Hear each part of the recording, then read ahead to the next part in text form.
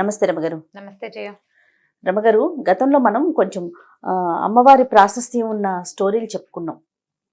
ఒక స్టోరీ అయితే నాకు అసలు అది ఎవర్ గ్రీన్ స్టోరీ, మనకి అమ్మవారి గాజుల స్టోరీ అండి. ఇప్పటికీ అది చూస్తే అబ్బా ఎంత బాగుందో అనిపిస్తుంది. ఇప్పటికీ ఆ కథ ఫలానా అయింది అని నాకు వస్తూనే ఉన్నాయి మెసేజ్లు. 2 ఏళ్ళు అయిపోయింది. ఎంత ఎన్ని పుస్తకాలు వచ్చినాయో. అవును, అలాంటి కథ మన మా బాస్ సుమన్ గారు కలిసినప్పుడల్లా ఏదైనా స్టోరీ విషయం వచ్చినప్పుడల్లా, జయ రమగారితో ఇలాంటి స్టోరీస్ ఏమైనా ఉంటే ఇంకొంచెం చెప్పించింది జయ, అమ్మవారి స్టోరీలు చాలా బాగుంది అని చెప్తూ ఉంటారు ఆయన. చాలా మంది ఇష్టపడతారండి ఆ కథలు. అలాంటివి ఏదన్నా ఇంకా ఏమన్నా ఉంటే మీ దగ్గర, మీ ఐడియాలో ఉంటే ఒకటి చెప్పండి. మరి అలాంటిది కాదు కానీ అమ్మవారికి సంబంధించిందే ఒక కథ చెప్తాం. మొన్న ఒకటి చెప్పుకున్నాం మనం, చెట్టులో అమ్మవారు ఉండటం. అవును, ఇది ఒకటి చెప్దాం. ఒక పల్లెటూరులో సుబ్బయ్య అని ఒక ఉప్పు వ్యాపారస్తుడు ఉండేవాడు. ఉప్పు అమ్మేవాడు అనమాట. ఉప్పు వ్యాపారం అంత పెద్ద ఖాస్ వ్యాపారం కాదు. పాత రోజుల్లో ఎంత ఉప్పు 10 పైసలు, కానీ అర్ధనా కూడా ఉండేది. అయితే ఇంక పెద్ద వ్యాపారం ఏమీ లేదు. పొద్దున్నే పోయి అమ్ముకుని వచ్చి రాత్రికి ఆ మిగిలింది వచ్చింది దాంతో రోజు గడిచేది. కష్టంగానే గడిచేది. 3-4 పిల్లలు, అమ్మ నాన్న, 1-2 అన్నదమ్ములు, అలా ఉండేది కుటుంబం. అయితే ఈయన ఏం చేసేవాడంటే, వీళ్ళ ఊరు దాటి పక్క ఊళ్ళు వెళ్ళాలి వ్యాపారానికి. ఈ ఊరు దాటి వెళ్తుంటే ఊరు బయట ఒక చిన్న అడవి, చిట్టడవి లాగా ఉండేది. ఆ అడవిలో ఒక చిన్న అమ్మవారి గుడి ఉండేది. అది పెద్ద గుడి, ఖాస్గా కూడా కాదు. మన గ్రామ దేవతల గుళ్ళు ఉంటాయి కదా, కొద్దిగా పొట్టిగా ఉన్న గుడి. వంగి దండం పెట్టాలన్నమాట. కూర్చుంటే అక్కడ కూర్చోవచ్చు కూడా, కాస్త కొద్దిపాటి నీడ కూడా ఉంటుంది. రోజు ఆవిడకి దండం పెట్టేవాడు, వ్యాపారం బాగా జరిపించమ్మా అని. ఎప్పుడైనా వాన బంగుడు వస్తే ఆ గూడు దగ్గరే వంగి కాసేపు కూర్చునేవాడు. కూర్చున్నప్పుడు అనుకునేవాడు, నేను బతికి బాగుంటే, బాగా సంపాదిస్తే గుడి కడతానమ్మా నీకు అని చెప్పుకునేవాడు. వెళ్తూ దండం పెట్టేవాడు, వస్తూ దండం పెట్టుకునేవాడు. అయితే ఏమైంది, అట్లా రోజులు గడుస్తూ ఉన్నాయి. ఏదో బొటాబొటిగా వచ్చేది. ఆ బొటాబొటి దాంతో ఏదో తిని, అంటే పోకుండా బతికుండా ఉండే అంత సంపాదన మాత్రమే అనమాట. ఓ దాచుకునేది, పెద్ద కొనుక్కునేది ఏం లేదు. 4 వేలు నోట్లోకి అన్నానికి మాత్రం సరిపోయేది. ఇలా జరుగుతుండగా ఒకసారి ఒక వర్షాకాలంలో, ఉప్పు సాధారణంగానే వర్షాకాలం కొంచెం నీరు గారిపోతుంది. అవును, సహజంగానే రాళ్ళ ఉప్పు మెతకగా అయిపోతుంది, తడితడిగా ఉంటుంది. పైగా కొలిచినప్పుడు ఎక్కువ వచ్చేస్తుంది. అప్పట్లో తూనికలు తక్కెడ్లు లేవు కదా, సేరు కొలత ఎక్కువ ఉప్పు కూడా వెళ్ళిపోతుంది. అలాగే ఏదో నడుస్తుండేవాడు. ఒకరోజు జడివాన కురిసి ఉప్పు సంచులు తడిసిపోయి ఉప్పు అంతా కారిపోయిందట. కారిపోతే 1 రూపాయి లేదు చేతిలో, పావలా కూడా లేదు. ఆయన అమ్మవారి గూటి దగ్గర కూర్చున్నాడు. ఆ గూటి పక్కన ఏమీ లేదు. ఏం బతుకు ఇది, ఎట్లా బతుకు? 4 వేలు నోట్లోకి వెళ్తాంటే, ఈ వర్షాకాలం 1 వేలు కూడా నోట్లోకి వెళ్ళలేని పరిస్థితి. ఇంటికి వెళ్తే అన్నం కూడా పెట్టలేను నేను. దౌర్భాగ్యపు స్థితిలో ఉంది నా జీవితం. నీ గుడి కడతా, గోపురం కడతానని అడిగేం ప్రయోజనం? కనీసం ఆ ఉప్పు బస్తా అన్నా తడవకుండా ఉంటే పోనీ ఓ పూట ముద్దైనా తింటాను. నేనేం గుడి కడతానమ్మా నీకు? ఇక నేను చచ్చిపోవటమే, ఇక నా వల్ల కాదు. నా పిల్లలు ఏదో అడుక్కునైనా బతుకుతారు, ఏదో మగవాడిని బతుకున్నాను, ఇంట్లో ఉన్నాను, అడుక్కోండరా అని చెప్పలేకపోతున్నాను అని ఇలాగ శాత విధాల వగచి చెప్పుకున్నాడు ఆ దేవుడి గుడి దగ్గర అమ్మవారికి. నువ్వు ఉన్నావని నమ్మాను కదా, ప్రతిరోజు దండం పెడుతున్నా. ఏం ఫలితం చూపిస్తున్నావు నువ్వు నాకు? ఏమీ ఫలితం చూపించవు. ఇవాళ ఇది కూడా తెలిసిపోయింది. 4 రోజుల అన్నానికి ఆసరా అయిన ఉప్పు అంతా తడిచిపోయింది. ఇక ఎందుకు పనికిరాదు, వానాకాలం అది ఎండదు ఆరదు అని ఇలా గాసపోసుకుని, ఏముంది ఈ చెట్టుకి, ఏదో ఒక చెట్టుకి ఊరేసుకుని చచ్చిపోతాను అంతే నేను అనుకున్నాడు. వాన తగ్గేదాకా కూర్చుందామని ఆ గూట్లో కూర్చున్నాడు. ఏమైంది, ఇంతలో అమ్మవారి లేచి బయటకు వచ్చింది. సామన్ సాయిగా అంతెత్తున్న ఒక పడుచు ఆవిడ వచ్చింది. బయటకు వచ్చి, ఏమిరా సుబ్బయ్య చచ్చిపోతావా అని అడిగింది. అడిగేసరికి తెలిసింది, గూట్లో నుంచి బయటకు వచ్చింది. దండం పెట్టాడమ్మా. అమ్మ తల్లి, ఏం చేయను మరి, నువ్వు నాకు ఏమి ఇవ్వద్దు, అన్నం తినడానికి ఆసరా ఇవ్వమనే కదా అమ్మా అడుగుతున్నాను. ఈ ఉప్పు అంతా తడిసిపోయింది, నేనేం పెట్టను, ఈ వర్షాకాలం ఎక్కడి నుంచి వస్తుంది తిండి అని లబోదీపమని మొత్తుకున్నాడు. ఆవిడంది, నేను నీకు డబ్బు ఇవ్వలేను, అయితే ఓ పని చేస్తా. 1 గంట ఇచ్చింది చిన్నది, ఇలా మోగిస్తే మోగి జేగంట అంటాం కదా, ఆ జేగంట ఇచ్చి చేతులు పెట్టి, దీన్ని మోగిచ్చు, రోజుకి 5 కాసులు వస్తాయి, ఇందులోంచి వాడుకో, బతుకు, బాగుపడు. ఈ రహస్యం ఎవరికైనా చెప్పావా ఇంకది పనిచేయదు, నీకే మోగుతుంది. నువ్వు కొడితేనే వస్తాయి డబ్బులు, ఇంకెవ్వరు కొట్టినా రావు. ఇది ఎవరికి చెప్పకూడదు. దండం పెట్టుకున్నాడు. మా అమ్మ మా తల్లి నన్ను కరుణించావా అన్నాడు. సరే ఆవిడ కాస్త లోపలికి వెళ్ళిపోయింది గూట్లోకి. వెళ్ళి కూర్చుంది. అక్కడ ఏముంది, చిన్న రాయి రూపంలో ఉంది. పోయా రాతిలో కూర్చుంది. ఆవిడ కనపడకుండా అయిపోయింది. ఈయన ఏం చేశాడు, ఆ గంటని మోగిచ్చాడు. జల్లుమని అందులోంచి 5 రూపాయి కాసులు బయటపడ్డాయి. మేము గెలిచాడు ఆ దేవుడు అనుకుని ఆ గంట జేబులో పెట్టుకున్నాడు. డబ్బులు పుచ్చుకొని ఇంటికి వెళ్ళిపోయాడు. ఓ 2 కాసులు 2 రూపాయలు 3 రూపాయలు పెడితే శుభ్రంగా అన్నము ఇల్లు వాకిలి శుభ్రంగా గడిచిపోయేది. 2 రూపాయలు పక్కన పెట్టుకునేవాడు. క్రమంగా రోజు గంట కొట్టడం 5 రూపాయలు రావటం, గంట కొట్టడం 5 రూపాయలు రావటం. దీంతో వ్యాపారం వేరే కొత్తది పెట్టుకున్నాడు. ఉప్పు కొట్టు పెట్టుకున్నాడు. మెల్లిగా పెరగటం మొదలుపెట్టాడు. డబ్బులు చేరుతున్నాయి కదా. ఈ చేరుతున్న డబ్బులతో ఏం చేశాడంటే అమ్మవారి గుడి కడతానని మొట్టమొదటి చెప్పుకున్నాడు కాదు. సరే ఒక చిన్న దేవాలయం కట్టించాడు. క్రమంగా పెంచుదామనుకున్నాడు. ఊళ్ళో అందరూ ఆశ్చర్యపోయారు. ఇతను ఉప్పు వ్యాపారంతో ఇతనికి వచ్చింది, కానీ సడన్గా ఇప్పుడు లక్షలు వచ్చి పడిపోయాయి అనుకో, అమ్మో ఏదో వీడి బ్రహ్మాండం బదలైందిరా అని భావిస్తారు జనం, ఎక్కడి నుంచో పడిందని. 5 రూపాయలు రోజు వచ్చేవాడికి ఎవరికి తెలుస్తుంది? నిశ్శబ్దంగా చాపకింద నీరులాగా డబ్బు అతని జీవితంలోకి ప్రవేశించేసింది. కొన్నాళ్ళు గడిచింది, చాన్నాళ్ళు. రోజు పొద్దున పూజ చేసేవాడు, గంట వాయించేవాడు, 5 రూపాయలకు పడేవి ఆయన దాచుకునేవాడు. వాడుకోగా కొంతమందికి కోట్లు పెద్దవి చేశాడు, పని వాళ్ళని పెంచాడు, అందరికీ అన్నీ వచ్చినాయి. గుడి కూడా కట్టేశాడు, చాలా మటుకు కట్టాడు. కొన్నాళ్ళ తర్వాత ఏమైందంటే ఇల్లంతా రెనోవేట్ చేయించుకున్నారు బాగా. ఈ రెనోవేషన్లో భాగంగా వాళ్ళ ఆవిడ దగ్గరుండి సున్నాలు వేస్తూ పూజా మందిరం చక్కగా బాగు చేయించి, పెద్దగా చెక్కలు బాగా డిజైన్ లాగా చేయించి, ఈ పాత గంట ఇది ఎందుకని తీసుకెళ్ళి పాత సామాన్లు వాడికి ఇచ్చేసింది. అయ్యో. ఈయన ఆ రోజు ఊరెళ్ళాడు. పొద్దున్నే ఊరెళ్ళిపోయాడు. అర్ధరాత్రి ఎప్పుడో తిరిగి వచ్చాడు. మర్నాడు పొద్దున్న దేవుడి దగ్గర చూస్తే గంట లేదు. ఇప్పుడు ఏం చేయాలి గంట? ఈయన అడిగాడు భార్యని, ఏమే గంట ఇదే ఇక్కడ ఉండాలంటే, ఆ పాత పడిపోయింది, కిలుం పట్టేసింది పిచ్చి గంట, పైగా మోగిచ్చినా కూడా అదో రకం ఓటి మోత వస్తుంది, అందుకని పాత సామాన్లు వాడికి ఇచ్చేసాను. నేను లబోది మనడు స్నిదుంపది కదా, అచ్చొచ్చిన గంటే అమ్మవారి ఇచ్చిన గంట అనలా, ఉంది అచ్చొచ్చిన గంట మా ముత్తాతల నాటిది, అది టింగుమని మోగినా టంగుమని మోగినా నాకు అదే కావాలి, ఎవరికి ఇచ్చావో చెప్పన్నాడు. ఎవరికి ఇచ్చావంటే వీళ్ళకి 3 సందులు అవతల కనకయ్య అని ఒక పాత సామాన్లు కొనేవాడు ఒకడు ఉన్నాడు. వాడికి అమ్మేసింది. వాడికి ఇంట్లో అవి ఇవి సామాన్లు పాత అమ్మేస్తూ ఈ గంట కూడా ఇత్తడి వస్తువులాగా, ఇత్తడి కంచు గంటలు కదా ఆ రోజుల్లో ఉండేవి, ఇప్పుడు కూడా కంచు గంట అయితేనే మోగుతుంది. కంచు సామాన్లు, ఇత్తడి సామాన్లు, పాత సామాన్లు, చిల్లులు పడ్డవి, కిలిం పట్టినవి, తర్వాత ఇనప రేకులు, ఇంట్లో ఏవో ఉంటాయి రకరకాలు, అలాంటివి ఇచ్చేసింది. ఇది కూడా అతనికే ఇచ్చింది. పరిగెత్తుకుంటూ ఆ కనకయ్య వాళ్ళ ఇంటికి వెళ్ళాడు. కనకయ్య, మా ఆవిడ ఇచ్చిన సామాన్లలో ఒక గంట ఉంది కదా, ఆ గంట ఇచ్చేయి నాకు అన్నాడు. వీడికి ఆ కనకయ్యకి ఏం డౌట్ వచ్చింది, ఈయన పెద్ద మూతుబరి, గత 10 ఏళ్ళుగా బాగా సంపాదించాడు, అమ్మవారి గుడి కట్టాడు, ఆయనకి సంపాదన ఉంది, బళ్ళు గిళ్ళు ఉన్నాయి, పిల్లలు శుభ్రంగా చదువుకుంటున్నారు, పాత వస్తువు కోసం ఎందుకు వచ్చాడు, ఏదో ఉందన్నమాట. అందుకని ఏమనుకున్నాడు, అది ఎదురుగుండానే ఉంది, ఎక్కడో పడేశాను అన్నాడు. కరగబెట్టే సామాన్లలో పడేశానో దాచిపెట్టే సామాన్లలో పడేశానో గుర్తులేదు. అంటే ఇతను ఏమన్నాడు, బాబు ఆ గంట ఇచ్చేసాయి అని అడిగేసరికల్లా, నేను డబ్బులు కొన్నాను మీ ఆవిడ దగ్గర, నేను డబ్బులు ఇచ్చి కొన్నాను, నువ్వేమిస్తావు చెప్పు నీ గంటకన్నాడు. అనేసరికల్లా ఇతను అన్నాడు, అదేమిటి నువ్వు గంటకి ఎంత ఇచ్చావు అంత ఇస్తాను తీసుకోమన్నాడు. ఒప్పుకోలే, ఏదో ఉంది ఆ గంటలో విశేషం, అదేమిటో చెప్పు ముందు నాకు అన్నాడు. అనేసరికల్లా ఇతను అన్నాడు, కాదయ్యా ఆ గంటలో ఒక ప్రత్యేకమైన అర ఉంది, కొంత డబ్బులు దాచిపెట్టుకున్నాను, అందులో ఒక మహిమ గల గంట అది చెప్పాడు. అమ్మవారి సంగతి చెప్పలా,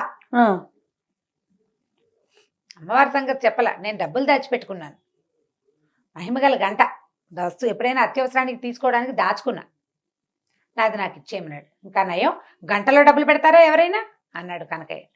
గంట అంటే ఏముంటుంది, ఇట్లా ఇలా ఉంటుంది, పైన పీడు ఉంటుంది, లోపల వేళ్ళాడే ఒక లోలకం లాంటిది ఉంటుంది, ఇలా అంటే మోగుతుంది. అందులో రహస్య పర్లు ఎలా ఉంటాయి చెప్పు, పైగా నేను తెచ్చేటప్పుడు చూసి అందులో ఏం లేదు, నువ్వు అబద్ధం చెప్తున్నావు అన్నాడు. కాదు నిజమే చెప్తున్నాను, నా మాట అబద్ధం అని తెలితే 1000 వరహాలు ఇస్తాను, నేను ఆ గంటలో ఇచ్చి డబ్బులు తీయలేకపోతే 1000 వరహాలు ఇస్తా, నువ్వేమిస్తావో చెప్పన్నాడు ఈయన సుబ్బయ్య గారు. ఈతను ఏమన్నాడు, నేను 1000 వరహాలు ఇస్తా, ఆ గంటలో ఏం లేదన్నాడు. రేపొద్దున చూపిస్తానన్నాడు. సరే ఈయన ఏమనుకున్నాడు, సరేలే వాడేం చేయలేడు దాన్ని, ఈయన ఇంటికి వెళ్ళిపోయాడు. మర్నాడు పొద్దున జనాలందరినీ పిలుచుకుని ఆయన వచ్చాడనమాట. ఈ లోపల ఈ రాత్రి కనకయ్య సాయంకాలం నుంచి మొదలుపెట్టి వాళ్ళ తమ్ముడిని పిలిచాడు, బావమరిదని పిలిచాడు, ఆ గంటను తిరగేశారు, మరగేశారు, నేలకేసి కొట్టారు, విసిరారు, ఎక్కడి నుంచి ఏమీ బయటికి రాలే. దాంట్లో ఒక అర ఉండేందుకు ఏ అవకాశము లేదు. ఎక్కడ పెట్టాడో తెలీదు. ఏమైనా రహస్యపు మీటల మీద బాగా తోమేరు మెరిసేలాగా, చింతపండు ఉప్పు పెట్టి తోమేరు, నిమ్మకాయ డిప్పేసి తోమేరు, ధగధగాయమానంగా బంగారపు గంటలే మెరుస్తోంది. అందులోంచి ఏమీ బయటికి రాదు. సరే ఏమనుకున్నాడు, ఇందులోంచి ఏమీ రాలేదు కాబట్టి అతను కూడా తీయలేడు, తీయిస్తాడు, తీయకేం చేస్తాడు, చూద్దాం అనుకున్నాడు. మర్నాడు పొద్దున వారావీర ఇతని చుట్టుపక్కల వాళ్ళు నలుగురు చేరారు, ఆయన ఓ నలుగురిని తెచ్చాడు. గంట అందరి మధ్యలో ఆ గంట ఆయనకి ఇచ్చేయాలి. ఇచ్చేసరికల్లా సరే ఇందులో ఏమీ లేదు, నేను తిరిగేశాను మరగేశాను, ఇందులో ఏం లేదు, నువ్వు అబద్ధం చెప్పావు, 1000 అక్కడ పెట్టి గంట తీసుకోమన్నాడు. 1000 రూపాయలు ఇస్తానన్నాడు కదా. అయితే ఈ సుబ్బయ్య గారు అన్నాడు, ముందు గంట నా చేతిలో పెట్టు, డబ్బులు నేను తీసి చూపిస్తాను నీకు ఇందులో. సరే ఇచ్చాడు. ఇచ్చేసరికల్లా ఈయన ఏం చేశాడు, ఆ గంటను దండం పెట్టుకుని అలాగా మోగించి ఆ గంటల నుంచి 5 రూపాయల బిళ్ళలు అతని చేతిలో పెట్టాను. ఇదిగో నేను దాచిపెట్టాను, ఇదిగో అని చూపించాను. జనాలంతా ఆశ్చర్యపోయారు, ఎలా దాచావు అని. ఇప్పుడు నా పూర్వీకుల గంట కదా, ముత్తాతల నుంచి మా ఇంట్లో ఉంది, నేను దాని ఆసరాతోటే బతికాను, నేను మీకు చూపించేస్తానా, నాది ఇది, మా ఇంట్లో నుంచి ఇతను తెచ్చాడు, ఎందుకు చూపిస్తాను నేను మీకు, ఎలా దాచాను చూపించక్కర్లేదు. ఇప్పుడు కనకయ్య ఇది ఆశపడ్డందుకు ఏమిటి ఇచ్చేస్తే గంట అని అడిగితే ఏముంది, పావలా ఇచ్చుంటాడు ఆ గంటకి, ఆ పావలాను ₹1 పావలాకి ₹1 లేదా రూపాయి ఇవ్వు అంటే సరిపోయింది. పందెం కట్టేందుకు 1000 రూపాయలు ఇవ్వాల్సి వచ్చింది. అయితే ఈయన ఏమన్నాడు, సుబ్బయ్య గారు అంత వద్దులేవయ్యా, నా గంట నాకు ఇచ్చావు, సగం ఇవ్వు చాలు, ఆ సగం కూడా నాకు ఇవ్వద్దు, ఊళ్ళో అమ్మవారి గుడి ఉంది కదా, ఊరి చివర గుడి బాగు చేయించడానికి డబ్బులు ఇవ్వు, గుడిని పెద్దది చేయడానికి. కానీ ఈ కనకయ్య దగ్గర నుంచి 500 రూపాయలు ఇప్పించాడు ఆ గుడికి. గుడిని ఇంకా కాస్త బాగు చేశారు. మరి 500 రూపాయలు అంటే ఆ రోజుల్లో ఎక్కువ కదా. నేను అమ్మ తమ తల్లి నా మొత్తాన్ని నా చేతిలోకి వచ్చేసావు నువ్వు అని ఆ గంటకి దండం పెట్టుకుని తీసుకెళ్లి తన ఇంట్లో పెట్టుకున్నాడు. కనకయ్య ఈ సుబ్బయ్య గారు ఉన్ననాళ్లే ఆ గంట పనిచేస్తుంది. ఆ తర్వాత ఎవరి చేతికి దొరికినా మోత వస్తుంది కానీ అందులో నుంచి డబ్బులు రావు. కేవలం సుబ్బయ్యకే ఇచ్చింది అనమాట అమ్మవారు అవకాశం. ఎందుకు ఇచ్చింది, అతను భక్తి వల్ల. రోజు దండం పెట్టుకుని, ఉప్పు వ్యాపారస్తుడు, ఉప్పు ఎంత అమ్ముకుంటాడు, రోజుకి రూపాయి ఆదాయం లేనివాడు, నా బతుకు బాగుంటే నీకు గుడి కడతానని భగవంతుని పట్ల ఆ రకమైన ప్రేమను అతను ప్రదర్శించినందుకు అతనికి ఆ గంట ఇచ్చిందనమాట. గంట పుచ్చుకుని ఇంటికి వచ్చేసాడు. ఆ తర్వాత ఈయన దారిని నేను హాయిగా ఉన్నాడు, ఆయన దారిని ఆయన హాయిగా ఉన్నాడు. కథ కంచికి మనం ఇంటికి. చాలా బాగుంది, చిన్న కథ కానీ మంచి కథ, మంచి మహిమ ఉన్న కథ కదండి అమ్మవారి కథ. రైట్ రమ్మ గారు, నమస్తే. నమస్తే జయ. రమ్మ గారు ఈరోజు ఏం స్టోరీ చెప్పబోతున్నారు? భక్తి, భక్తిని గురించిన ఒక కథ చెప్తాం. ఓకే, అంటే భక్తిని పెంపొందించటమా? పెంపొందించడం కాదు, అసలు భక్తి నమ్మకం అపనమ్మకం, భగవంతుడిని తెలుసుకోవటం తెలుసుకోకపోవటం, జ్ఞానికి అజ్ఞానికి ఉండే వ్యత్యాసం ఏమిటి? ఇంట్రెస్టింగ్ అండి. విషయం ఇంట్రెస్టింగే, కథ కూడా చాలా ఇంట్రెస్టింగ్ గా ఉంటుంది. చెప్పండి. ఇప్పుడు చాలా కాలం క్రితం పల్లెలు వాట్లల్లో పెద్దగా దేవాలయాలు అవి లేని ఊళ్ళు ఉండేవి వరకు. ఇప్పుడు ప్రతి పల్లెకి బోల్డని దేవాలయాలు, చిన్న చిన్న ఊళ్ళల్లో కూడా పెద్ద పెద్ద కట్టడాలు అవన్నీ ఉన్నాయి. కాదు రమ్మ గారు, ప్రతి గ్రామానికి ఒక రామాలయం అంటారు కదండి. రామాలయం అంటే ఒట్టిగా మండపం, ఒక మందిరం లాంటిది. రాముల వారి విగ్రహాలు, ధూపదీప నైవేద్యాదులు అవి ఏముండవు. ఇప్పుడు మా ఊరుందా, మా ఊళ్ళో ఒట్టి రామభజన మందిరమే అది. రామాలయం అంటే సీతారామ లక్ష్మణుల విగ్రహాలు, ఇవి షోడశోపచారాలు చేయటాలు అవి చాలా తక్కువే చేయ. భజనలు ఉండేవి, రామభజన చేస్తారు. మాకు 2 రామభజన మందిరాలు ఉండేవి. ఇప్పుడు కూడా అవే రామభజన మందిరాలు ఉన్నాయి. అక్కడ విగ్రహాలు ఏముండవు, ఏమి లేదు, 2 పటాలే, అక్కడో పటం ఇక్కడో పటం. ఇక్కడ కొన్ని జాతుల వాళ్ళు ఇక్కడ, కొన్ని జాతుల వాళ్ళు అక్కడ చేసుకోవడం. ఇప్పుడు ఒక మహాలక్ష్మి అమ్మవారు, మా ఊళ్ళో అమ్మవారు వెలిసిన ఒక దేవాలయం ఉంది, మా వాళ్ళు కట్టింది అంతే. ఇది కూడా దేవాలయం అంటే పెద్దగా మనకి గోపురాలు అవి ఉన్నది ఏం కాదు. ఒక భక్తికి ఒక సులువైన మార్గం అంతే. భగవంతుని తలుచుకునేందుకు సులువైన మార్గాలు. ఇప్పుడు పల్లెటూళ్ళల్లో కొండ కోణల్లో ఎక్కడుండేవి దేవాలయాలు? ఉండేవి కాదు. అయితే ఏమైంది, పూర్వం చాలా కాలం క్రితం ఒక పల్లెటూరికి ఆనుకుని ఒక కోయ జాతులు కొండవాళ్ళు ఉండే ఒక పెద్ద అడవి ఉండేది. పల్లెటూళ్ళలో ఏదో సామాన్య పాఠక జనం ఉండేవాళ్ళు, 4-5 బ్రాహ్మణ కుటుంబాలు కూడా ఉండేవి. ఏదో ఎలాగోలాగా అప్పుడు ఏంటంటే కొద్దిగా చారెడు భూమి ఉంటే ఏదో దున్నుకుని వచ్చిన వడ్లతోటి అన్ని మారకపు రోజులు, వస్తు మార్పిడి రోజులు. అలాగే ఏదో బతికేవాళ్ళు. పెద్దగా డబ్బులు గిబ్బులు అన్ని చోట్ల డబ్బు ఉండటము, ధనంగా ధనికులు భూస్వాములు ఉండే రోజులు కావు అసలు అవి. ఒకవేళ ఉన్నా ఎక్కడో పెద్ద ఊళ్ళల్లో ఉండేవాళ్ళు. ఈ పల్లెల్లో వాటిలలో ఏదో ఉంటే పొలాలే తప్పిస్తే డబ్బున్న వ్యవహారం ఏమీ కనపడేది కాదు. అయితే ఈ పల్లెటూరును అనుకుని మొన్న అడవి ఉంది కదా, అందులో కొన్ని కోయా కొండ జాతుల వాళ్ళు ఉండేవాళ్ళు. అయితే ఏమైందట, ఓ సంవత్సరం బాగా వానలు పడి పైనుంచి ఒక సెలయేరులో కొన్ని దుంగలు అవి కొట్టుకొస్తాయి కదా, అట్లా అవునండి. చెట్ల కొమ్మలు కొట్టుకొస్తాయి, దుంగలు కొట్టుకొచ్చేస్తాయి. వానకి మొదలు కదిలిపోయి చెట్లు పడిపోతాయి, అదంతా కింద కొట్టుకొచ్చేస్తుంది. అట్లా కొట్టుకొచ్చిన వాటిల్లో ఒక అంత పెద్ద చింతమొద్దు దొరికింది వాళ్ళకి. చింతమొద్దు దొరికితే అది బాగుంది అనుకున్నారు. ఇప్పుడు మిగిలిన చెట్లు అన్ని ముక్కలు చేసి పెట్టుకున్నారు. ఈ చింతమొద్దుని మామూలుగా ఏం చేస్తారంటే చింత కానీ వేప కానీ మామిడి కానీ నీటిలో బాగా నాననిస్తారు. దాన్ని ఏదో అంటారు, పేరు గుర్తు రావట్లేదు. దీన్ని ఏంటంటే దాని లైఫ్ పెరుగుతుందన్నమాట, నీటిలో నానిన కొద్దికి గట్టిదనం వస్తుంది చెక్కకి. తర్వాత దాన్ని ఆరబెట్టి దాంతో ఫర్నిచర్ చేసుకుంటారు. సీజనింగ్ అంటారు, సీజన్డ్ వుడ్ దాని పేరే అది. ఆ సీజనింగ్ ఏంటంటే నీళ్ళలో పడేసేయటం అనమాట. నిద్రగన్నేరు చెట్లు కూడా కొట్టేసి పెద్ద పెద్ద దుంగల్ని చెరువుల్లో పడేస్తారు. పడేసి కొంతకాలం బాగా అది నానిన తర్వాత దాని లైఫ్ పెరుగుతుంది. ఆ చెక్క లోపల ఇంక్లూషన్స్ ఉంటాయి, వరుసల లోపల ఆ తెరలు అవన్నీ ఫిక్స్ అవుతాయి అన్నమాట. దానికి బిగు వస్తుంది ఆ చెక్కకి. అట్లా ఈ నీళ్ళల్లో నాననిచ్చారు. ఆ చింతమొద్దుని ఒకరోజు పగలేద్దామని దాన్ని తీసుకొచ్చి బయట పెట్టుకున్నారు. బాగా ఆ మాత్రం ఎత్తుగా ఉన్నది, బాగా మంచిది. ఇట్లా కావలించుకుంటే ఒక పెద్ద 2 బలాఢ్యులు అట్నుంచి ఇట్నుంచి పట్టుకున్నా వాళ్ళ చేతులు కలవనంత పెద్ద దుంగ అది. 2 బలమైన వాళ్ళు 2 చేతులు అట్నుంచి ఇట్నుంచి కావలించుకుంటే బాగా ఆ మాత్రం కైవారం ఉంటుందా, అంతకంటే ఎక్కువ, అంత పెద్దది. అంత పెద్ద దుంగ. అంత పెద్దదంటే చాలా మంచి వస్తువులు అవి బాగా తయారవుతాయి అని భావించారు. అయితే ఏం చేశారు, నీళ్ళ నుంచి బయటపడేసారు. కొద్దిగా ఆరాక దాన్ని పగలేయటానికి కొట్టేసరికల్లా ఏమైందంటే దానికి బార్క్ లాగా ఉంటుంది కదా, అది ఏమంటారు మన బెరడు, అది ఊడిపోయింది. అది ఊడిపోయి దుంగ కొంచెం పక్కకి వాలితే కింద అది పగలగొట్టడానికి దుంప దిగింది. ఒక కుర్రాళ్ళు కొంతమందికి నేల మీద పడుకున్నారు. ఒక కుర్రాడు నేల మీద పడుకుని ఇట్లా అలా చూసేసరికి ఆ దుంగకి ఇవి చెక్కల్లో ఒక రకమైన తెరలుగా ఒక డిజైన్ లాగా ఉంటుంది కదా, ఆ డిజైన్ ఎలా కనపడిందంటే దాని మీద ఉన్నది ఆ దుంగకి 2 కళ్ళు ఉన్నట్టు కనపడింది వాడికి. ఓ ఇది చూస్తోందిరా అన్నాడు. చూడటం ఏమిటి, దాన్ని నిలబెట్టారు. చూస్తే ఇట్లా నిలువుగా ఉన్న దుంగకి ఇట్లా 2 కళ్ళల్లే కనపడ్డాయి. అప్పుడు వాళ్ళు ఏమనుకున్నారు, ఎంత కొట్టినా కసుగందల చెక్క ఎక్కడ, బెరడు మాత్రం ఊడిందంతే. చూస్తుంటే వాళ్ళకి సంతోషం వచ్చేసింది.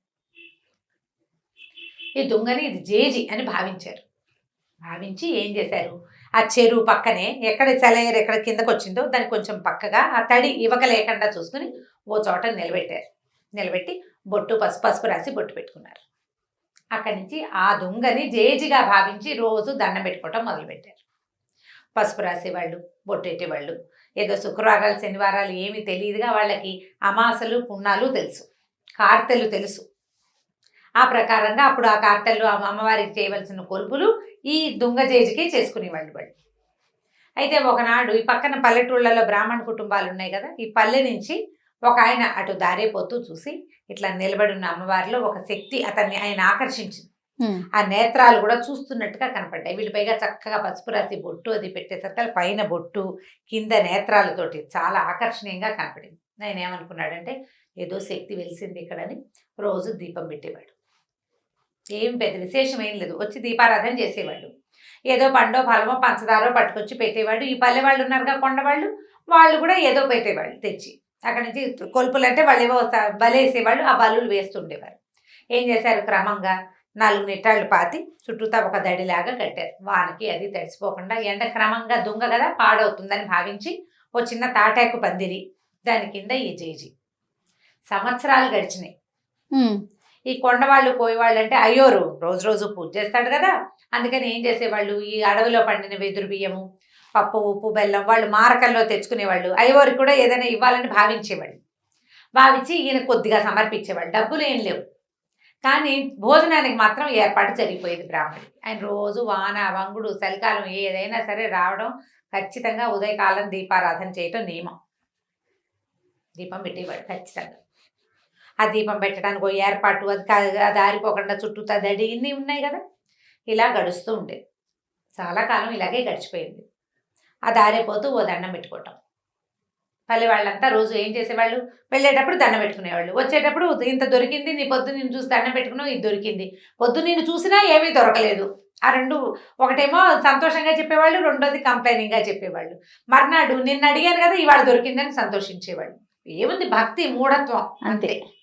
దొరికే నాడు దొరుకుతుంది, దొరకని నాడు దొరకదు. దానికి అమ్మవారు చేసేది వీటికి ఇది ఏమీ లేదు, కానీ అలా నమ్మకం అనమాట. అయితే కొన్నాళ్ళ తర్వాత ఏమైందంటే ఇది 12-13 సంవత్సరాలు నడిచిపోయింది. ఒకరోజు మంచి వర్షాకాలం ఈయన దీపారాధన చేయడానికి వాన వేళనే వచ్చాడు. రోజులాగా తెల్లవారే రాల కరవ లేట్ అయిపోయింది. ఇతను వచ్చేసరికల్లా ఆయనకి ఎట్లా కనపడిందంటే దూరం నుంచి ఒకడెవడో ఒక గుర్రం కట్టేసింది కింద. ఈ అమ్మవారి తాలూకు తాటాకుల పాక దగ్గరే ఒక గుర్రం కట్టుంది. గుర్రం బాగా తడిసిపోయింది, ఎప్పటి నుంచో వానలో తిరుగుతోంది. ఒక మనిషి అక్కడ నుంచుని ఉన్నాడు. దూరం నుంచి చూస్తే వాడి పెద్ద ఆజానుబాహుడు, కటువుగా ఉన్న రూపం. వాడి బట్టలు అవన్నీ ఎలా ఉన్నాయంటే మొరటుగా ఉన్నాయి. ఆ రోజుల్లో గుర్రాలు అందరి దగ్గర లేవు, బందిపోటు దగ్గర దొంగల దగ్గర మాత్రమే ఉంటాయని చెప్పుకునేవాడు. వీడెవడో బందిపోటు దొంగ. వాడు అమ్మవారితో ఏదో అక్కడ నిలబడి మాట్లాడుతున్నాడు. ఇటు వచ్చి వెనక్కి వచ్చాడు. అమ్మో వీడు వచ్చేస్తున్నాడు అవి అని చెప్పి ఆయన దగ్గరికి వెళ్ళకుండా దూరంగానే చెట్టు చాటును నిలబడ్డాడు. వాడు ఏం చేశాడు, ఆ గుర్రానికి కట్టి ఉన్న సామాన్లలో ఒక గొడ్డలు తీసుకెళ్ళాడు. గొడ్డలు తీసుకెళ్ళి ఆ గొడ్డలతో ఆ చెట్టుని నరకబోయాడు. ఆ జేజిని, ఆ దుంగని నరకబోయాడు. నరకబోయేసరికి ఆ దుంగల నుంచి ఒక ఆవిడ బయటకు వచ్చింది. అదంతా ఈ బ్రాహ్మణ ఆయన చూస్తున్నాడు. ఇక్కడ ఏం జరిగింది, ఇతను ఒక బందిపోటు దొంగ. 4-5 రోజులుగా దారులు కాచి సంపాదించడానికి ప్రయత్నం చేస్తున్నాడు. ఏ అవకాశము అతనికి కుదరలేదు. పోనీ 4 కట్టెలు కొట్టి ఇంటికి పట్టుకెళ్తే ఇంట్లో వాళ్ళు కాస్త కలుగంజో తాగుతారంటే, వర్షాకాలం వాన విపరీతంగా, ఎక్కడా కట్టె లేదు, ఏమీ లేదు. ఇంట్లో ముసలి తల్లి ఉంది, కడుపుతో ఉన్న భార్య ఉంది, 1-2-3 చిన్నపిల్లలు ఉన్నారు. వాడికి ఆహారం అవసరం ఇంటికి. దొంగే వాడు ఇదంతా చూసి ఎక్కడ అడవిలో దొరక్క తిరిగి వెళ్ళిపోతూ ఈ దుంగను చూశాడు. ఈ కట్టడంలో ఉండి ఏమి తడి అంటూ అంటకుండా ఉన్నది. దీన్ని పగలేసి సగమైన గుర్రం మీద మోసుకెళ్ళిపోతే ఓ సంచి తెచ్చుకున్నాడు. గోన్ సంచి కూడా ఉంది వాడి దగ్గర. తడవకుండా పట్టుకెళ్ళిపోతే పట్నం పట్టుకెళ్ళి అమ్మేసుకోవచ్చు. ఇంట్లో వాళ్ళకి 4 నూకలు వస్తాయి, కాస్త 4 నూకలు కొనుక్కోవచ్చు. ఆ ఉద్దేశంతో అతను ఏం చేశాడు, ఇక్కడ ఏమి ఆ వస్తువు దొరికింది ఏమీ లేదు.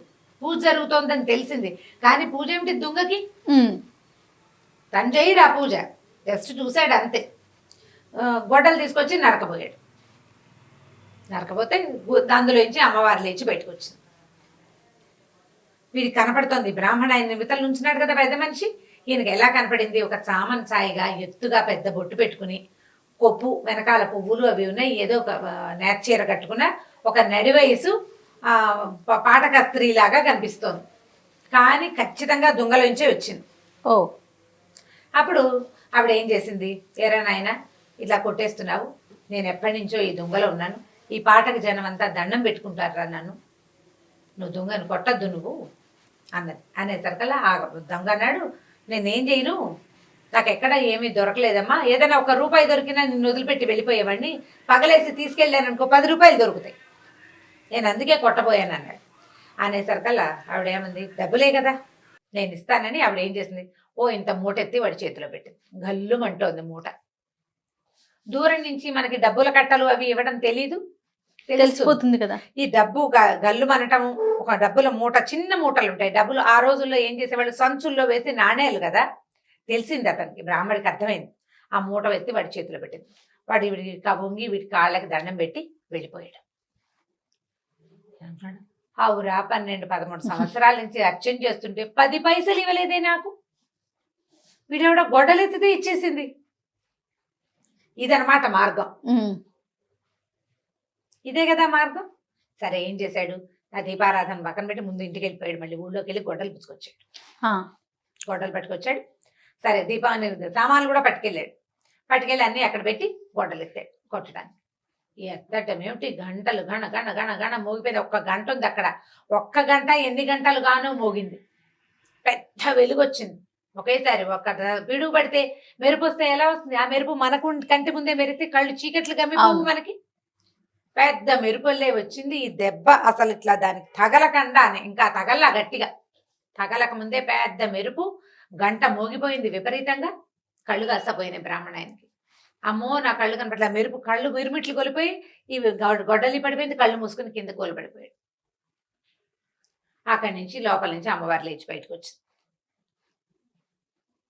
వచ్చేసరికల్లా ఏం బ్రాహ్మణ అదేమిటమ్మా నన్ను గుడివాడిని చేసేసావు నువ్వు, ఇందాకటి వాడు కొట్టినప్పుడు వాడికి కొడుతుంటే వాడికి డబ్బిచ్చేవి, ఇన్నేళ్ల నుంచి నిన్ను సేవిస్తున్నాను, నాకు ₹1 ఇవ్వాల, పైగా కొడితే డబ్బిస్తావని నిన్ను కొట్టబోయాను నేను, వాడికి డబ్బిచ్చి నా కళ్ళు పోగొడతావా నువ్వు, నీకు భక్తుడిని కదా, 12-13 ఏళ్ళ నుంచి నిన్ను సేవిస్తున్నాను ఇన్ని సంవత్సరాలుగా అనేసరికల్లా ఆవిడేమందంటే, నిజం, నువ్వు నా భక్తుడివి, వాడు నా భక్తుడు కాదు, వాడికి నేను ఉన్నట్టే తెలీదు, నన్ను అమ్మవారిగా భావించి కొట్టలే, వాడు దుంగగా భావించి కొట్టాడు, వాడు అజ్ఞాని, ఇందులో దేవుడు లేడని వాడు అనుకున్నాడు, నీకు తెలుసు నేను ఇందులో ఉన్నానని, నీకు తెలుసు కదా, తెలిసి నువ్వు నన్ను కొట్టబోయావు, భగవంతుడని తెలిసి శక్తి అని తెలిసి కొట్టబోయిన వాడికి కళ్ళు పోవాలా ప్రాణం పోవాలా, వాడు అజ్ఞానంతో చేశాడు, వాడికి తెలియదు అసలు నేనెవరో తెలియదు వాడికి, నువ్వు 12-13 సంవత్సరాల నుంచి నేను ఇక్కడ ఉన్నానని నమ్మేవు, నాకు రోజు దీపం పెట్టావు, నువ్వు పెట్టిన దీపపు వెలుగులోనే ఈ ఊరి జనమంతా నన్ను చూసి దండం పెట్టారు, ఒక్కరోజు కూడా అన్నానికి వెతుక్కున్నావా నువ్వు, ప్రతిరోజు నీ అన్నం ఏర్పాటు చేశాను నేను, నువ్వు నాకు దీపం పెట్టినందుకు ప్రతిగా నీకు భోజనం ఏర్పాటయ్యింది, అది నేనే చేశానని మరి నేను కాకపోతే ఎవడు చేశాడు, వాళ్ళు నీకు తెచ్చిచ్చారు, నాకు నువ్వు దీపం పెట్టావు కాబట్టి వాళ్ళు నీకు ఇచ్చారు, మీ ఇంట్లో నువ్వు పెట్టుకుంటే తెచ్చియ్యరు కదా, ఇప్పుడు వాడు అజ్ఞానంతో కొట్టాడు, వాడికి నేను వద్దన్నా కొడతాడు, నేను వాడిని ఏం చేయలేను, ఎందుకంటే వాడు నన్ను నమ్మడు అసలు, నేను తెలియదు వాడికి, నీకు తెలుసు, తెలిసి నువ్వు చేయొచ్చా ఈ పని,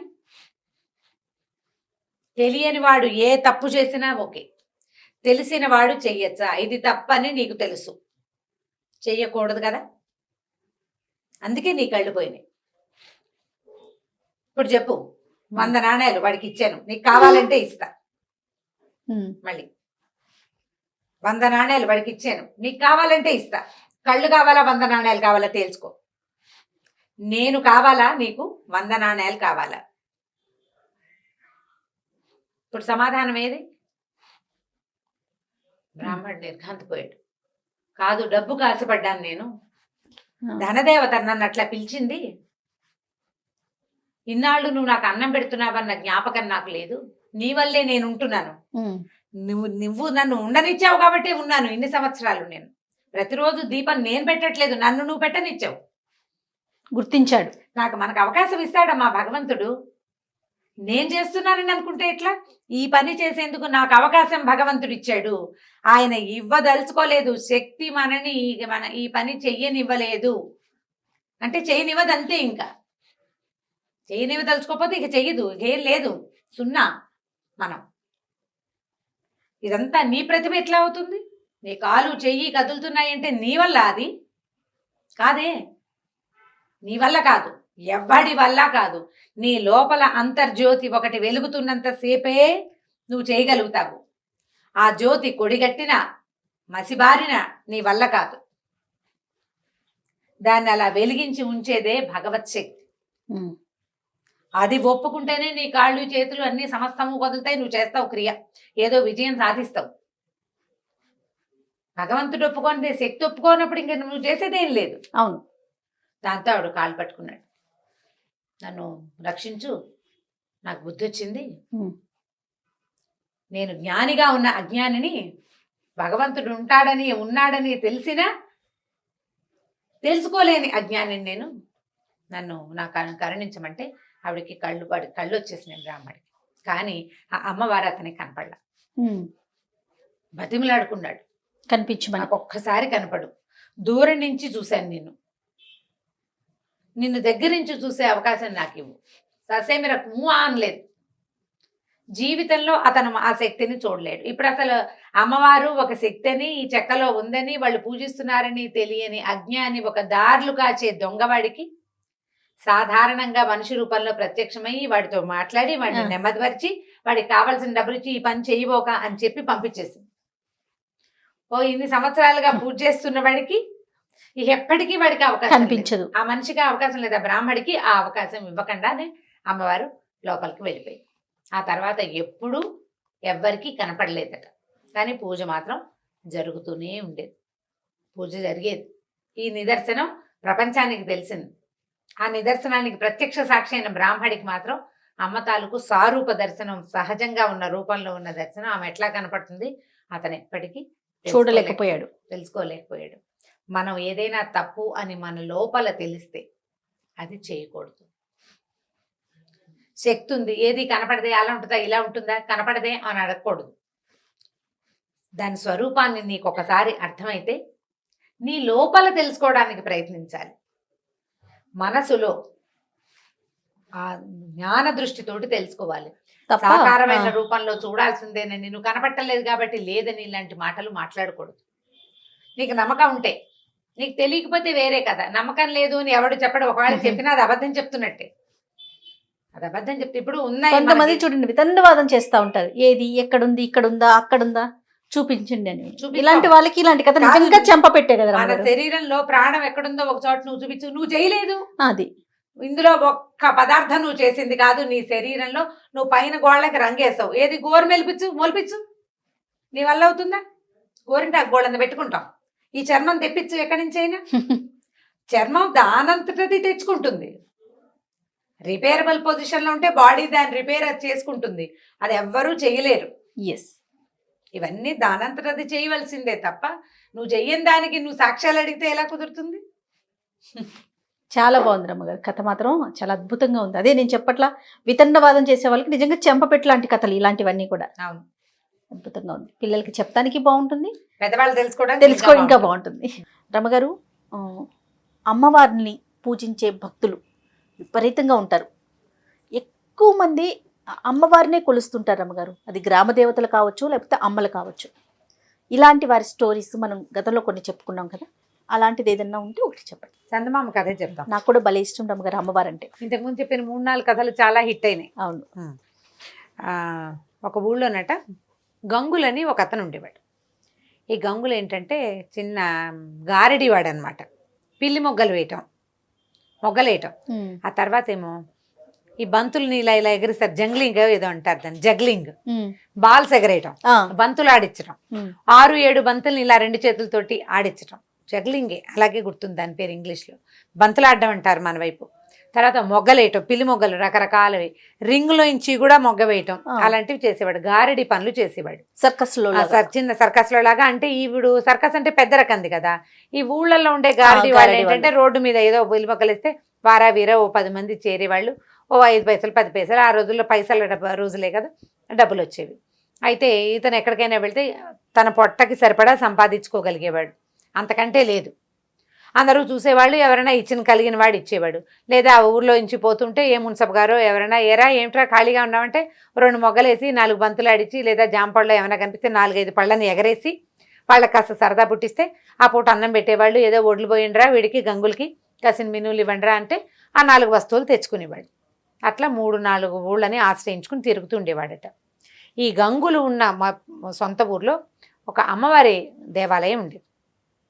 అయితే ఏమైందట, ఈ వయసు రీత్యా అతను యంగ్గా ఉన్నప్పుడు ఆ ఊరు ఈ ఊరు 4-5 ఊళ్ళు తిరిగేవాడు. ఏదో 10 రూపాయలు తెచ్చుకునేవాడు. వివాహం కాల, అవివాహితుడు అతను ఒక్కడే ఉండేవాడు. క్రమంగా పెద్దవాడు అయ్యే కొందికి మనుషులు నునుపు తగ్గిపోతుంది కదా. ఇతను మొగ్గలేసినా పెద్దగా చూసేవాళ్ళు కాదు జనం. ఈ జగ్లింగ్ చూసేవాళ్ళు. 5 పైసలు 10 పైసలు కిట్టేది, ఎక్కువ దొరికేది కాదు. ఊరికే అంటే దాచుకునేందుకు 10 రూపాయలు దొరికేది కాదు, కానీ అన్నం మాత్రమే దొరికేది. అయితే ఏమైందట, 12 ఏళ్లకో 16 ఏళ్లకో ఒక్కసారి ఆ ఊరి అమ్మవారికి జాతర చేస్తారు. అయితే అతను ఆ ఊళ్ళో ఈ ఊళ్ళు తిరుగుతుండగానే అమ్మవారికి జాతర అని కబుర్లు తెలిసినాయి. ఊళ్ళల్లో టముకేసేవాళ్ళు.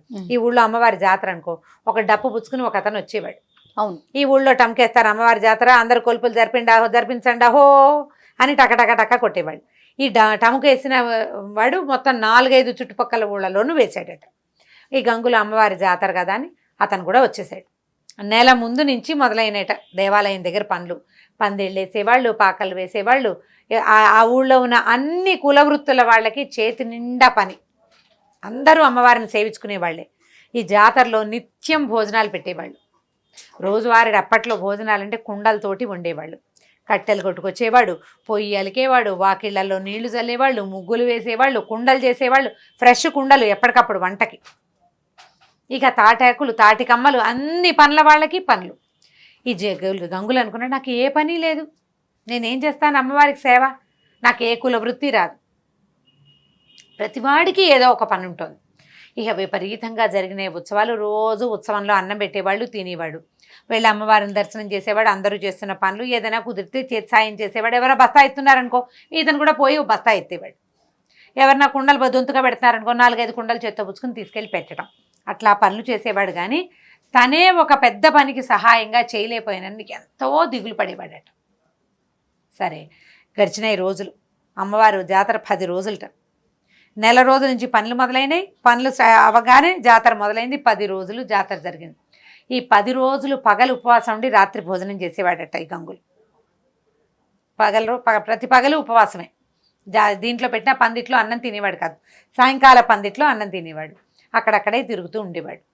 సరే ఏమైందట, 10వ రోజు అందరూ మొత్తం ఊళ్ళో నుంచి వచ్చిన జనాలంతా, ఇప్పుడు మన ఊళ్ళో జాతర అంటే మనం చుట్టాలను పిలుచుకుంటాం కదా, ఈ వచ్చిన చుట్టాలు వీళ్ళంతా ఆ రాత్రి దీపాలు పెట్టే వేళకి భోజనాలు చేసి ఎవరి దారిని వాళ్ళు వెళ్ళిపోతున్నారు బయటికి.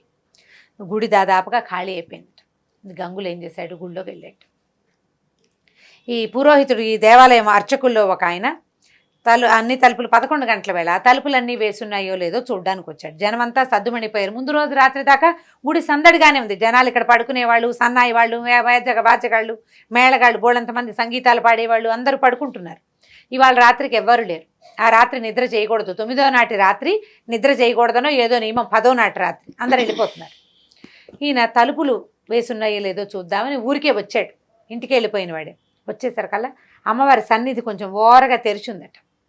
తెరిచేసరికల్లా ఈయన ఎవరో తలుపు తీశారని లోపలికి చూస్తే లోపల అమ్మవారి సన్నిధిలో ఈ గంగులు పిల్లి మొగ్గలేస్తున్నాడు. బంతులు కత్తులు పక్కన పెట్టున్నాయి. 4 పిల్లి మొగ్గలేసి బంతులు ఎగరేస్తున్నాడు. బంతులు పక్కకు పెట్టి కత్తితోటి అతనికి కరవాల విద్య అంటే అది కూడా ఈ మన గారడి వాళ్ళు చేసే విద్య అనమాట. చేస్తున్న తర్వాత ఈయన తెల్లబోయి ఇదేమిటి వీడు ఈ రాత్రిపూట ఇట్లా చేస్తున్నాడని ఏం చేశాడు, తను ఒక్కడు వెళ్ళకుండా గబగబా వెనక్కి వెళ్ళి ధర్మకర్తని మిగిలిన అర్చకుల్ని పిలుచుకొచ్చాడు. ఆ రోజు 9 రోజులు అర్చన చేశారా. 10వ నాటి రాత్రికి అమ్మవారి ఇట్లా కుంకంతో మునిగిపోయి ఉందట. మొత్తం అంతా కుంకపు రాశి, ఆ రాశిలో మునిగి ఉంది ఆవిడ. ఇంత విగ్రహం ఉంది. రోజు అర్చనే కదా, పొద్దున సాయంత్రం మధ్యాహ్నం 3 పూట్ల అర్చనలతోటి కుంకపు రాశి అనమాట. మర్నాడు 11వ రోజు ఆ కుంకం అంతా తీసి పొట్లాలు కట్టి అందరికీ పంచుతారనమాట. ఈ కుంకపు రాశి కనపడుతోంది. ఆ కుంకపు రాశి ముందే ఇతను చేస్తున్నాడు. ఈయన పరిగెత్తుకుంటూ వెళ్ళి ముందు ధర్మకర్తకి చెప్పాడు. ధర్మకర్త వచ్చేసరికల్లా ఈయన తలుపు కొద్దిగా ఓరగా ఉన్న తలుపులోంచి లోపలికి చూస్తే గంగులు పడుకునున్నట్టు. పడుకునుంటే అతను పడుకున్న చోట అమ్మవారు కూర్చునుంది. పక్కన గంగుల తల ఆవిడ ఒళ్ళో ఉంది. ఒళ్ళో ఉంది. ఏం చేస్తోంది ఆవిడ, పమిట కొగ్గుతో ఇట్లా ఇట్లా ఇట్లా ఇట్లా విసురుతోందట.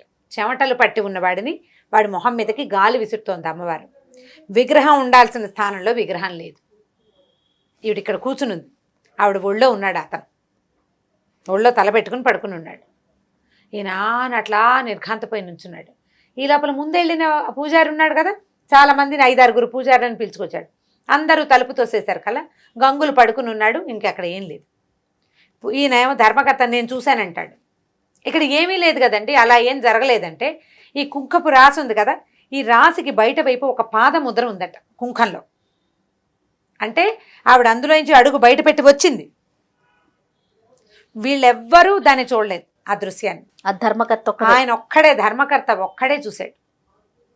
మిగిలిన వాళ్ళంతా జాతరలో పాలు పంచుకుని జాతరలో సేవ చేశారు. నిజమైన భక్తుడు వీడు.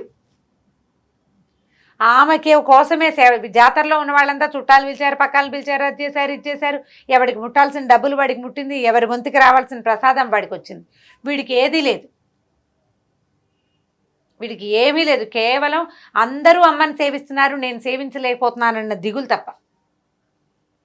తనకు వచ్చిన విద్యని ఆవిడొక్కదానికే ప్రదర్శించాడు. ఈ 10 రోజుల్లో అతను ఎక్కడ తన గారడిని ప్రదర్శించి 10 పైసలు తీసుకోలే.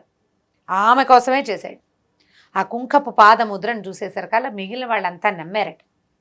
ఈ కుప్పగా ఉన్న కుంకంలో పాదాల ముద్ర కనిపిస్తోంది. పాదం పొడుగుది కనపడుతోంది, స్త్రీ పాదం అని తెలుస్తోంది. దాంతో అందరూ నిద్రలేపారు. అతన్ని నిద్రలేపితే అమ్మవారిని సేవించుకోవడానికి వచ్చానని చెప్పాడు. బయటికి పంపించేశారు. అందరు కలిసి అతన్ని తీసుకెళ్లారు.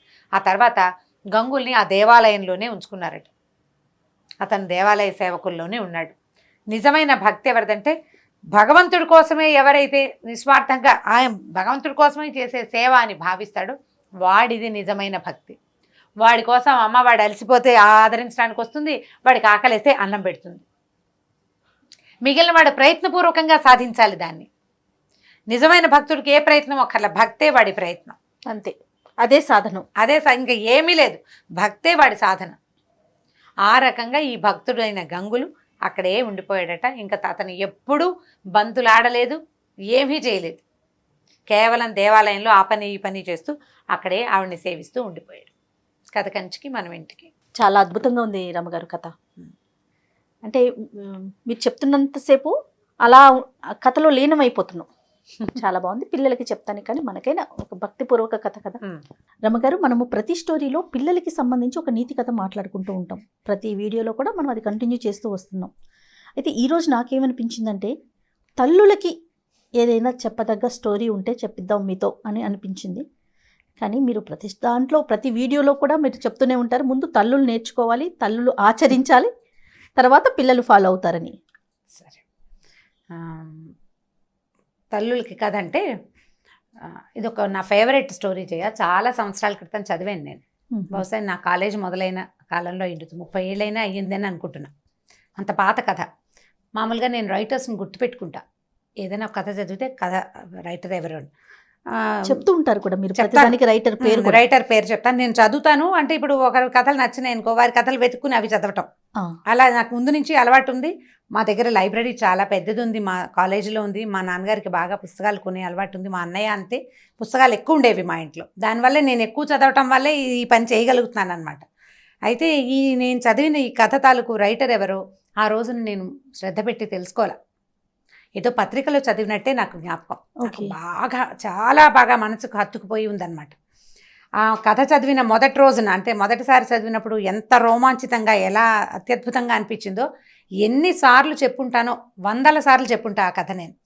ప్రతిసారి నాకు అదే ఫీల్ కలుగుతుంది. చాలా అత్యద్భుతమైన కథగా తోస్తుంది. నేను చాలా మందికి చెప్పినప్పుడు ఈ కథ రైటర్ ఎవరో తెలుసా, మీరు ఎక్కడైనా చదివారా అని అడుగుతూనే ఉన్నాను. నాకు దాని ఆన్సర్ రాలేదు. ఇవాళ ఇప్పుడు అంటే మనం ఈ ప్రోగ్రామ్ స్టార్ట్ చేసిన దగ్గర నుంచి ఏదో ఒక సందర్భంలో ఈ కథ చెప్పి దీని రైటర్ ఎవరు, వారెవరో తెలుసుకోవాలని కోరిక ఆడియన్స్లో ఎవరైనా, ఇప్పుడు మన మంది చూస్తారు, వాళ్ళలో ఎవరో ఒకళ్ళు ఈ కథని ఫలానా వారు రాశారు ఆయన పేరు తెలిస్తే చాలా సంతోషిస్తాను నేను. చూడండి, మామ్ ప్రేక్షకులందరూ రమ్మగారి కోసమైనా మీకు ఎవరికైనా ఆథర్ నేమ్ తెలిస్తే కనుక డెఫినెట్గా కామెంట్ రూపంలో తెలియజేయండి. అయితే వీరు రాసిన కథ అప్పుడు నేను చదివిన దానికి, ఇప్పుడు నేను చాలా సంవత్సరాల నుంచి ఆ కథ అప్పుడప్పుడు రకరకాల సందర్భాల్లో చెప్తున్నాను. కొంత డీటెయిలింగ్లో చిన్న చిన్న మార్పులు ఉండొచ్చు. కథను జనరల్గా మనం ఓన్ చేసుకుంటాం. మామూలుగా నేను చదివిన కథలు ఎలా చదివాను యథాతథంగా అలా మనం చెప్పం కదా, చిన్నప్పుడు మార్పులు వస్తాయి. ఫ్రేమ్ మాత్రం, అంటే స్టోరీ ఫ్రేమ్ మాత్రం అదే ఫ్రేమ్. అయితే ఇది ఒక 200 ఏళ్ల నాటి కథ అనుకుందాం, అలా అయ్యుండొచ్చు అనిపిస్తోంది. అంటే ఆ కథ చెప్పిన సందర్భం దీన్ని బట్టి. అప్పట్లోనట ఒక గాజుల వ్యాపారి ఉండేవాడు. ఓకే. ఈ గాజుల వ్యాపారం అంటే ఇప్పుడు మామూలుగా మనం షాప్కి వెళ్ళి కొనుక్కుంటున్నాం. ఒక 20-30 ఏళ్ళ నాడు, 10-15 ఏళ్ల నాడు, ఇప్పుడు కూడా మరి పల్లెటూళ్ళల్లో కనపడుతుందేమో, గాజుల మలారం అనేవాళ్ళు. మలారం దింపటం అనేది ఒక ప్రోగ్రాం కింద ఉండేదన్నమాట. ఈ గాజులు వాళ్ళు ఏం చేసేవాళ్ళు అంటే, ఒక పెద్ద మూటలో ఒక గాజుల పెట్టెలు పెట్టుకుని తీసుకొచ్చుకునేవారు. ఊళ్ళ వెంట తిరిగేవాళ్ళు. ఊళ్ళల్లో గాజులు వేయించుకోవటం అంటే ఇక్కడి నుంచి ఇక్కడ దాకా గాజులు దగ్గరగా వేసేవాళ్ళు. అంటే లూజ్గా ఉండే గాజులు తీసి పక్కన పెట్టే రకంవి కాదు, గాజులు ఉండాలి చేతి నిండా. అవి పూర్తిగా దాదాపుగా పోయినాక అప్పుడు మళ్ళీ కొత్త గాజులు ఎక్కించుకునేవాళ్ళు. ఎవరికి వాళ్ళు గాజులు వేసుకునే సిస్టమ్ పాతకాలంలో ఉండేది కాదు. ఇవి గాజులు అతను వీళ్ళ చేయి పట్టుకుని నొక్కి దగ్గరగా ఉండే గాజులు వేసేవాళ్ళు. పని పాటలు చేసుకునేవాళ్ళు కదా, వదులుగా అటు ఇటు కదులుతున్న గాజులు పగిలిపోతాయి త్వరగా. మట్టి గాజులు వేసుకోవటం అంటే, ఇప్పుడు దగ్గరగా గుత్తంగా ఉన్నాయనుకో, చేతి నిండా ఉన్న గాజులు ఏ పని చేసినా పగలవు, చిన్నగా సవడి చేస్తూ ఉంటాయి. గాజుల చేత్తో అన్నం పెట్టడం అనేది ఒక ఏమనాలంటే రకరకాల సేయింగ్స్లో గాజుల చేత్తో అన్నం పెట్టడం అనేది ఒక సేయింగ్. అయితే ఈ గాజుల వ్యాపారి ఉండేవాడు. ఈయన చాలా దేవీ భక్తుడు. ఓకే. అయితే ఆయన పేరేదో కానీ ఆయన దుర్గా అనేవాడు. ఎప్పుడు దుర్గా నేను రామ అంటుంటాను నేను, అలా ఆయన దుర్గా అనేవాడు. ఈ దుర్గా ఎట్లా అంటే, కనపడ్డ అమ్మాయి దుర్గే, గాజులు వేయించుకునే అమ్మ తల్లి దుర్గే, అందరూ దుర్గలే. అతను అలా దుర్గా అని ఎప్పుడు దుర్గని తలుచుకుంటుందంటే ఆయన దుర్గాదాస్ అనేవాళ్ళట. అయితే ఈ దుర్గాదాసు ఊళ్ళ వెంట తిరుగుతుండేవారు, గాజులు వేసేవాడు. అయితే ఒకసారట ఆయన ఒక ఊరు నుంచి రెండో ఊరికి వెళ్ళాలంటే అప్పుడు నడకదారులే కదా, అప్పుడు ఇలా ట్రాన్స్పోర్టేషన్ అవి ఉన్నవి కాదు. ఈ నడక దారిలో ఆయన వస్తూ ఉంటే ఒక చెరువు పక్క నుంచి వెళ్తున్నాడు. ఆ చెరువు గట్టున ఒక అమ్మాయి కనపడింది ఆయనకి. అమ్మాయి మరీ చిన్నపిల్ల కాదు, ఒక 25-30 సంవత్సరాల లోపల వయసు ఉంటుంది. అందంగా చక్కగా బాగుంది. ముక్కుకి ఒక ముక్కు పుడక, రెండో ముక్కుకి బేసరి. పాత రోజుల్లో అలా ఉండేవి కదా, 2 ముక్కు పుడకలు ఉండేవి. అక్కడి నుంచి సర్వాలంకారాలతోటి అమ్మాయి చక్కగా ముత్తైదు పెళ్ళైన అమ్మాయి కనపడింది. కనపడి పిలిచి గాజులేస్తావా అని అడిగింది. అయితే ఇంత నిర్జనంగా ఉంది ఈ అమ్మాయి ఇక్కడ ఎందుకుందంటే ఆ అమ్మాయి చేతిలో బిందు ఉంది, మంచినీళ్ళకి వచ్చిందని అనుకున్నాడు. ఓకే, నేను ఆ ఊరు వెళ్తున్నాను, నువ్వు ఆ ఊరు వెళ్ళిపోతున్నావు, నేను ఇంటికి వెళ్తాను, నువ్వు నాకు గాజులు వెయ్యి అని చెప్పి చెయ్యి అందించింది. అందించేసరికల్లా ఈయన ఏం చేశాడు, సరే ఒక చెట్టు కింద దింపాడు. మల్లారం పెద్దవాడు, ఒక 50 ఏళ్ళు ఉండుంటాయి బహుశా. అమ్మాయి చెయ్యి అందిస్తే ఎర్రవి బాగున్నాయి, ఆకుపచ్చవి బాగున్నాయి, పసుపచ్చవి బాగున్నాయి అంటే 3 రంగుల గాజులు చేతుల నిండా వేశాడు. పిల్లని చూస్తే కలిగిన అమ్మాయి లాగానే కనపడుతుంది. ఈ అమ్మాయి దగ్గర డబ్బులు ఉండవని అతను ఎందుకు ఊహిస్తాడు? గాజులు వేయించుకుని ఏదో తృణమో పణమో, అప్పుడు పెద్ద ఖరీదులు కాదు, కాసు, అరకాసు, పావల, 10 రూపాయలు బేడలు కాణీలు ఉండే రోజులు, అణాలు అర్ధనాళ్ళు ఉండేవి.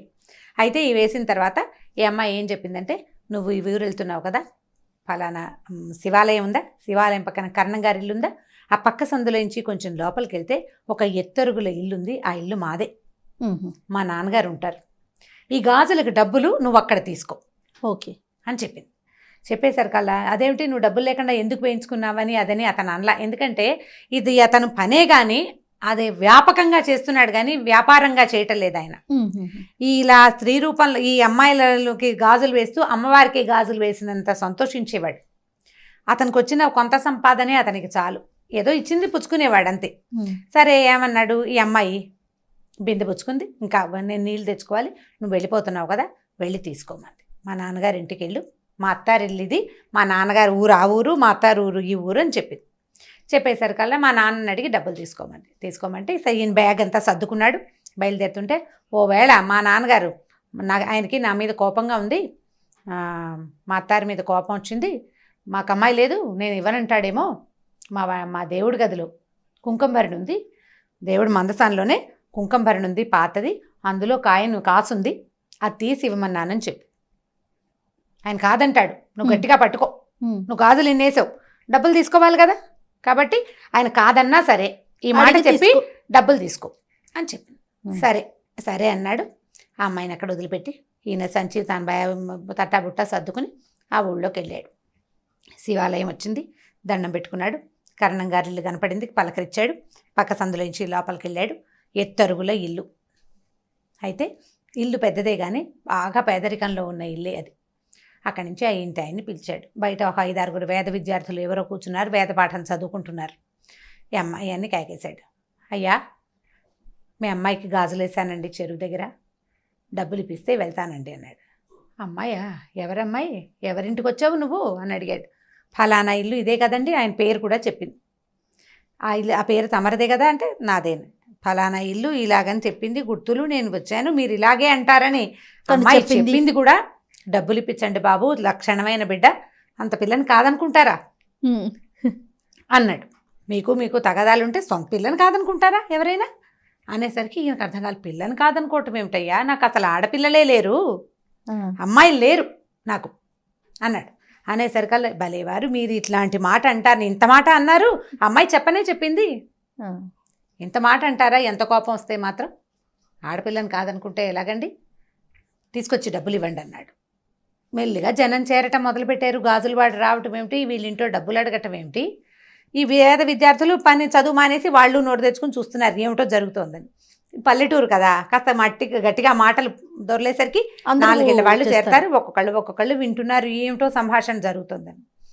ఈయన అవునంటాడు, కాదంటాడు, అతను అవునంటాడు. ఇక విసుగొచ్చి ఏమన్నాడంటే, అయ్యా అమ్మాయి చెప్పింది, మీ ఇంట్లో పూజా మందసంలో కుంకుమభరణ పాతది ఉందిట, ఆ తెరిచి చూడు, అందులో కాసు ఉంటుందని చెప్పింది అమ్మాయి, ఆ కాసైనా తెచ్చి నాకు ఇవ్వండి.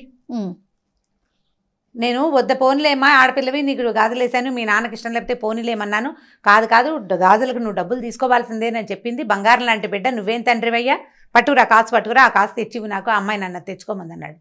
ఈయన తెల్లబోయాడు. మా ఇంట్లో దేవతా మందిరంలో అసలు కుంకుమభరణి ఉండటం ఏమిటి, మా ఇంట్లో కుంకుమ భరణ లేదన్నాడు.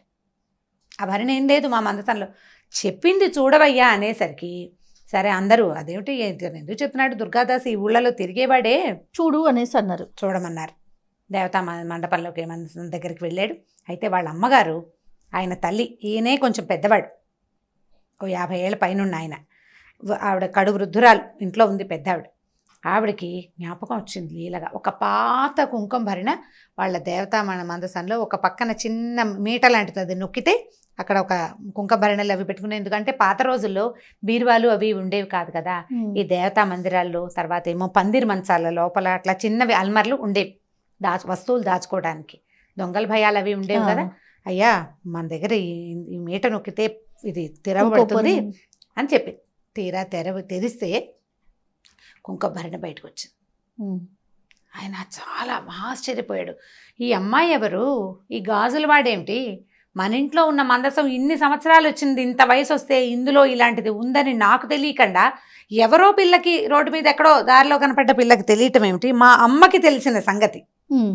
ఆయనకి లోపల నుంచి ఒక ఉద్వేగం వస్తుంది అనమాట, ఎట్లా ఇది బయటికి తెలిసింది అని. ఆయన ఏం చేశాడు, కుంకుమ భరణలో చేయి పెట్టాడు, కాసు తగిలింది, కాసు ఇట్లా తీసాడు బయటికి, ఇంకో కాసు కనపడుతోంది, ఇది ఎడం చేతిలో పెట్టుకున్నాడు. ఆ కనపడిన రెండో కాసుని తీస్తుంటే ఇంకో కాసు కనపడుతోంది కింద, ఆ చేతిలో పెట్టుకున్నాడు, మళ్ళీ తీసాడు, తీస్తుంటే ఒక్కో కాసు బయటికి వస్తూనే ఉంది. ఆయన ఈ పట్టుకున్నవాడు అట్లా కూలబడిపోయాడు. వాళ్ళ అమ్మ, భార్య, ఓ ఇంత పిల్లవాడు, మగపిల్లలు ఉన్నారు ఆయనకి, ఆడపిల్లలు లేరు. అప్పుడు వాళ్ళ అమ్మగారు ఏం చెప్పారంటే, ఇది చాలా పురాతనమైన పూజా మందిరంలో ఈ ఒక కాసు మనకు అమ్మవారు, మా తాత అంటే నాయన వాళ్ళ ఆయన తల్లి తాలూకు తాత కాదు, తండ్రి తాలూకు తాతగారు అర్చించేవారట ఆ కుంకుమ భరణలో ఉన్న ఆ ప్రతిమని. తర్వాత కాలంలో అర్చన మానేశారు, అది అలా లోపల ఉండిపోయింది. ఈ కాసులు పట్టుకునేసరికల్లా ఈయనకి ఉద్వేగం తట్టుకోలేక దుఃఖం వస్తుంది. గబగబా కాసులు పుచ్చుకొని బయటకు వచ్చాడు. జనమంతా చేరిపోయారు కదా, అయ్యా నువ్వెవరిని చూసావో, ఆ అమ్మాయి ఎక్కడుందో నాకు చూపించవా అని అడిగాడు. అందరూ వెళ్ళారు. వెళ్తే చెరువు దగ్గరికి వెళ్ళారు. వెళ్ళాక ఇక్కడే చూశాను నేను అమ్మాయిని అంటాడు. చెరువు చుట్టుపక్కల ఏమీ లేవు, చెరువే ఉంది, పద్మాలతో నిండిన సరోవరం. మామూలు ఊళ్ళల్లో చెరువుల్లో కనపడతాయి. అయితే ఈయన, అయ్యా నేను ఇక్కడే చూశానండి, ఆ అమ్మాయి ఎటు వెళ్ళిందో, పాదాలు ముద్రలు కూడా ఏమీ కనిపించట్లేదు, చెరువు వైపు నడిచినట్టే కనపడుతున్నాయి కాలి గుర్తులు, బయటకు వచ్చినట్టుగా ఏవీ లేవు. మామూలుగా బురద ఉంటుంది, చెరువు ఒడ్డున బురద ఉంటుందిగా, చెరువులోకి ఎలా వెళ్తారు ఎవరైనా, వెళ్ళి ఉండాలి కదా. అక్కడి నుంచి జనం అందరికీ అర్థమవుతుంది ఇక్కడ ఏదో ఒక మహత్తరమైన సంఘటన జరగబోతోందని.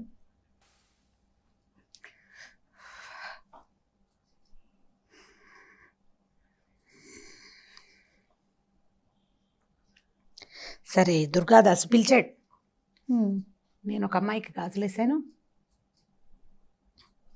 జనమంతా చెరువు దగ్గరికి చేరారు. ఊళ్ళో వాళ్ళంతా వస్తున్నారు, ఇక్కడ ఏదో జరగబోతోందని తెలుస్తోంది. అక్కడి నుంచి ఈ దుర్గాదాసు, అమ్మా నేను నీకు గాజులేసానని చెప్పినా కూడా నమ్మలేని పరిస్థితి కనపడుతోంది. వాళ్ళకి అమ్మాయిలే లేరని ఊరంతా సాక్ష్యం చెప్తున్నారు.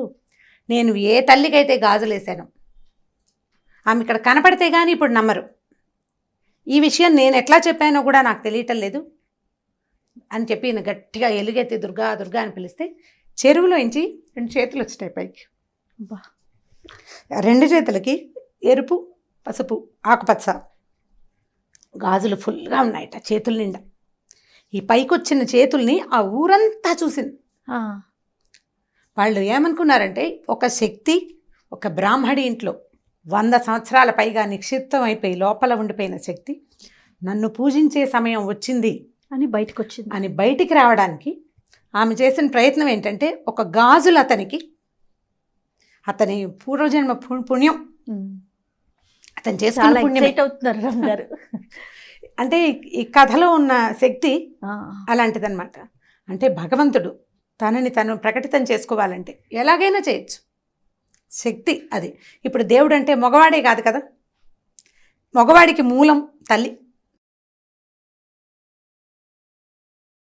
ఆమె తనకి తాను బయటికి రావాలని గనక ప్రకృతి భావిస్తే ఈ రకంగా ఎవరికైనా ప్రత్యక్షం కావచ్చు.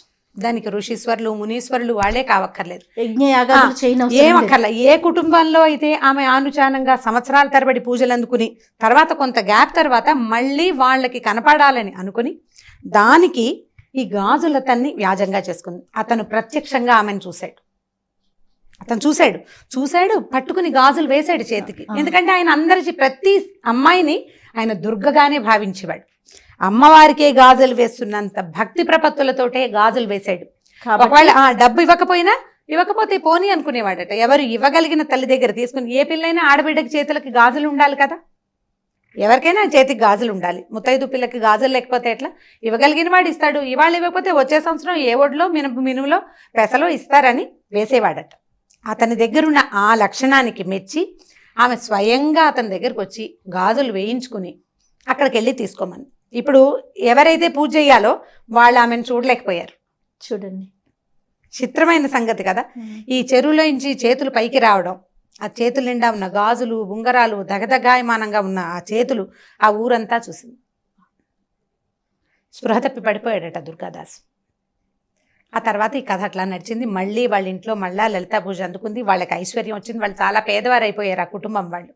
ఆ తర్వాత మళ్ళీ అక్కడ బాగా వాళ్ళకి అన్ని రకాల సంపదలు వృద్ధి పొందినాయి. అయితే ఇది ఎవరో ఒక కుటుంబం గురించి చెప్పించిన కథ కూడా అయ్యి ఉండాలి. నేను చదివాను కానీ ఆ రాసిన వారి మహానుభావులు వారి పేరేమిటో నేను నాకు జ్ఞాపకం పెట్టుకోలేకపోయాను. చిన్నతనము మొదటిది, ఆ రోజుకి ఆ ధ్యాస లేకపోవటం. ఏదో పత్రికలో వచ్చింది చదివాను. మళ్ళీ తలుచుకుంటూ ఉంటే నాకు అది చాలా ఉద్వేగభరితంగా అనిపించింది. ఇది నా జీవితంలో చదివిన అత్యద్భుతమైన అతి తక్కువ కొన్ని కథల్లో ఇదొక కథ. ఎవరికైనా ఈ రైటర్ తెలుసుంటే ఆ రైటర్ పేరు వారెవరో మహానుభావులు నాకు తెలియజేస్తే వాళ్ళకి బాగా రుణపడి ఉంటాను నేను. ఎందుకంటే ఎప్పటి నుంచో ఇప్పుడు నేను ఎంతమందికి చెప్పుంటానో, చెప్పిన ప్రతిసారి ఇదే ఉద్వేగం, ఇదే ఆనందం కలుగుతుంది చేయ నాకు. ఎందుకంటే భగవంతుని మనం తెలుసుకోవటం ఒక రకం.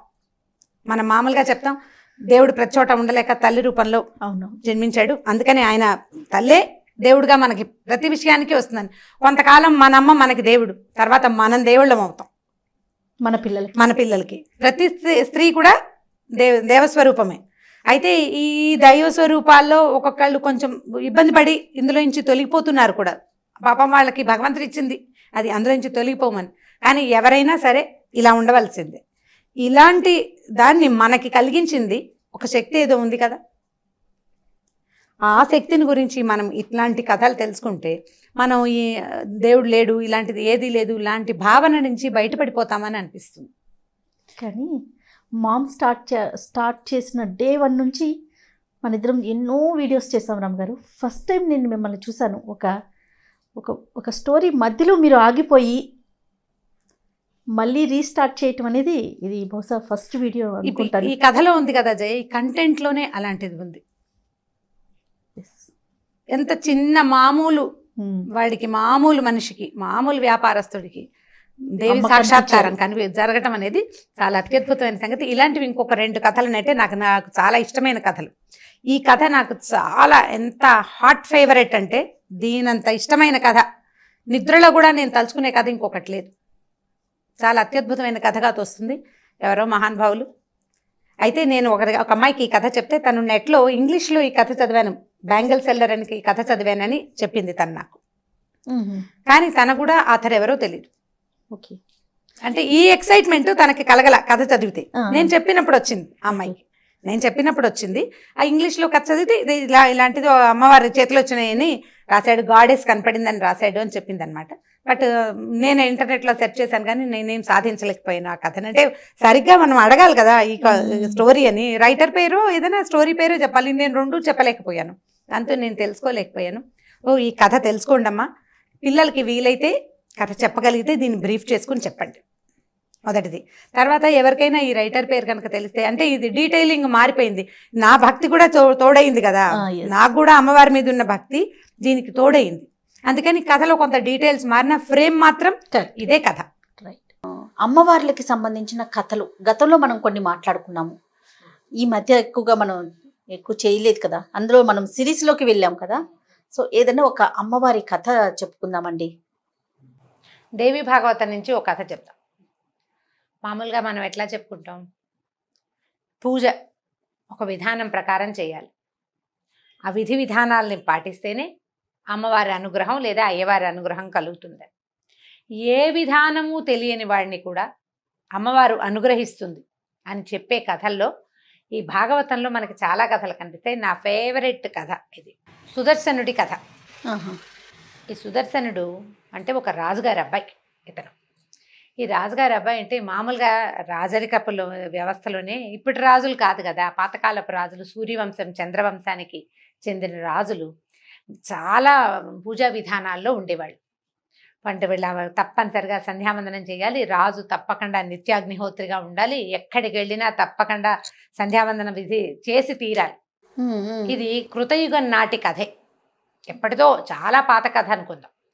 అయితే అంత పాత కథ అయినా కూడా అప్పుడు కూడా ఏ విధానము తెలియని వాళ్ళని అమ్మవారు అనుగ్రహిస్తుంది, భగవద్ అనుగ్రహం వాడికి దొరుకుతుంది అని చెప్పడం కోసమే ఈ కథ చెప్పబడింది అనమాట.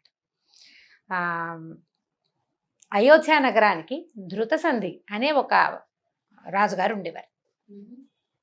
ఈ అయోధ్య నగరపు రాజులకి అప్పుడు వివాహాలు, రాజులకు 2 పెళ్ళిళ్ళు 3 పెళ్ళిళ్ళు అవ్వడం చాలా సహజమైన సంగతి, పెద్ద విచిత్రం ఏం కాదు. ఈయనకి 2 భార్యలు ఉండేవారు. 2 భార్యలకి చెరుకో కుమారుడు ఉన్నారు, చిన్నపిల్లలు. అయితే పిల్లలు చిన్నవాళ్లుగా ఉండంగానే ఆయన మరణించారు. వేటకెళ్ళి ఒక సింహం బారిన పడి రాజుగారు అయోధ్య నగరాధిపతి మరణించారు. మరణిస్తే ఇప్పుడు ఈ 2 రాణులకి చెరుకో అబ్బాయి ఉన్నారు కదా, వాళ్ళిద్దరికి వయసు ఎక్కువ వ్యత్యాసం లేదు. కానీ సాధారణంగా లోకసహజంగా పెద్దరాణి కుమారుడే రాజు అవటం సహజమైన సంగతి. పెద్దరాణి కుమారుడు జ్యేష్ఠుడు. పెద్దరాణి గారి పట్టపురాణి అయిన మనోరమాదేవికి ఓ కొడుకు సుదర్శనుడు, అతని పేరు.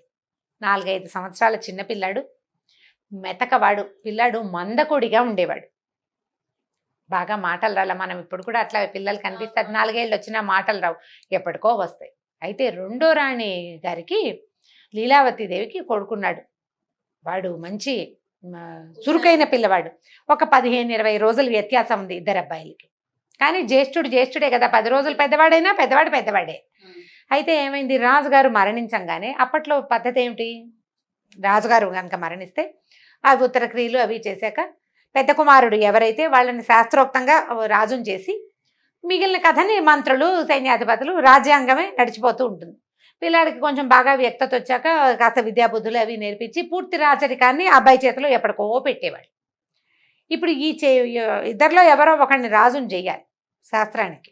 శాస్త్రానికి రాజు అయినా ఈ పెద్ద పిల్లాడికి మాటామంతి ఏమీ లేదు, ఊరికే ఒక అందాల బొమ్మ, మాటలు రాలా, చురుకైన వాడు కాదు, ఎవరైనా చూసి పలకరించడాలు అవి కూడా తెలీదు, మందకొడి పిల్లవాడు, మేధకుడు. అయితే ఏమైంది, ఈ 2 రాణుల తండ్రులు రంగంలోకి దిగారు. మా మనవడు జ్యేష్ఠుడు కాబట్టి మా వాడినే ఎక్కించాలని మనోరమాదేవి తండ్రి. జ్యేష్ఠుడైనా వీడికి మాటామంతి లేదు, చురుకైన వాడు కాదు కాబట్టి నా పెద్ద వ్యత్యాసం లేదు కాబట్టి మా మనవడిని ఎక్కించాలని 2వ భార్య లీలావతి తండ్రి అయినటువంటి యుధాజిత్తు 2 దిగారు రంగంలోకి. దిగేసరికల్లా మామగారులు 2 ఫైటింగ్కి పూనుకున్నారు. మా మనవడి రాజు అంటే ఎందుకంటే ఇప్పుడు ఈ రాజ్యంలో మనవడిని గనక ప్రతిష్ఠిస్తే రాజ్యం వాళ్ళ హస్తగతంగా ఉంటుంది, వాళ్ళ కథే నడుస్తుంది. అక్కడ 2 యుద్ధం చేశారు. యుద్ధంలో ఈ పెద్దరాణి గారి తండ్రి మరణించాడు, చిన్నరాణి గారి తండ్రి గెలుపొందాడు. ఆయన కొంచెం మంచి సాహసికుడు. ఎప్పుడైతే ఈ తండ్రి మరణించాడన్న ఈ వార్త తెలియంగానే ఆవిడ భయపడిపోయింది. ఇంకేముంది, పిల్లాన్ని చంపేస్తారు.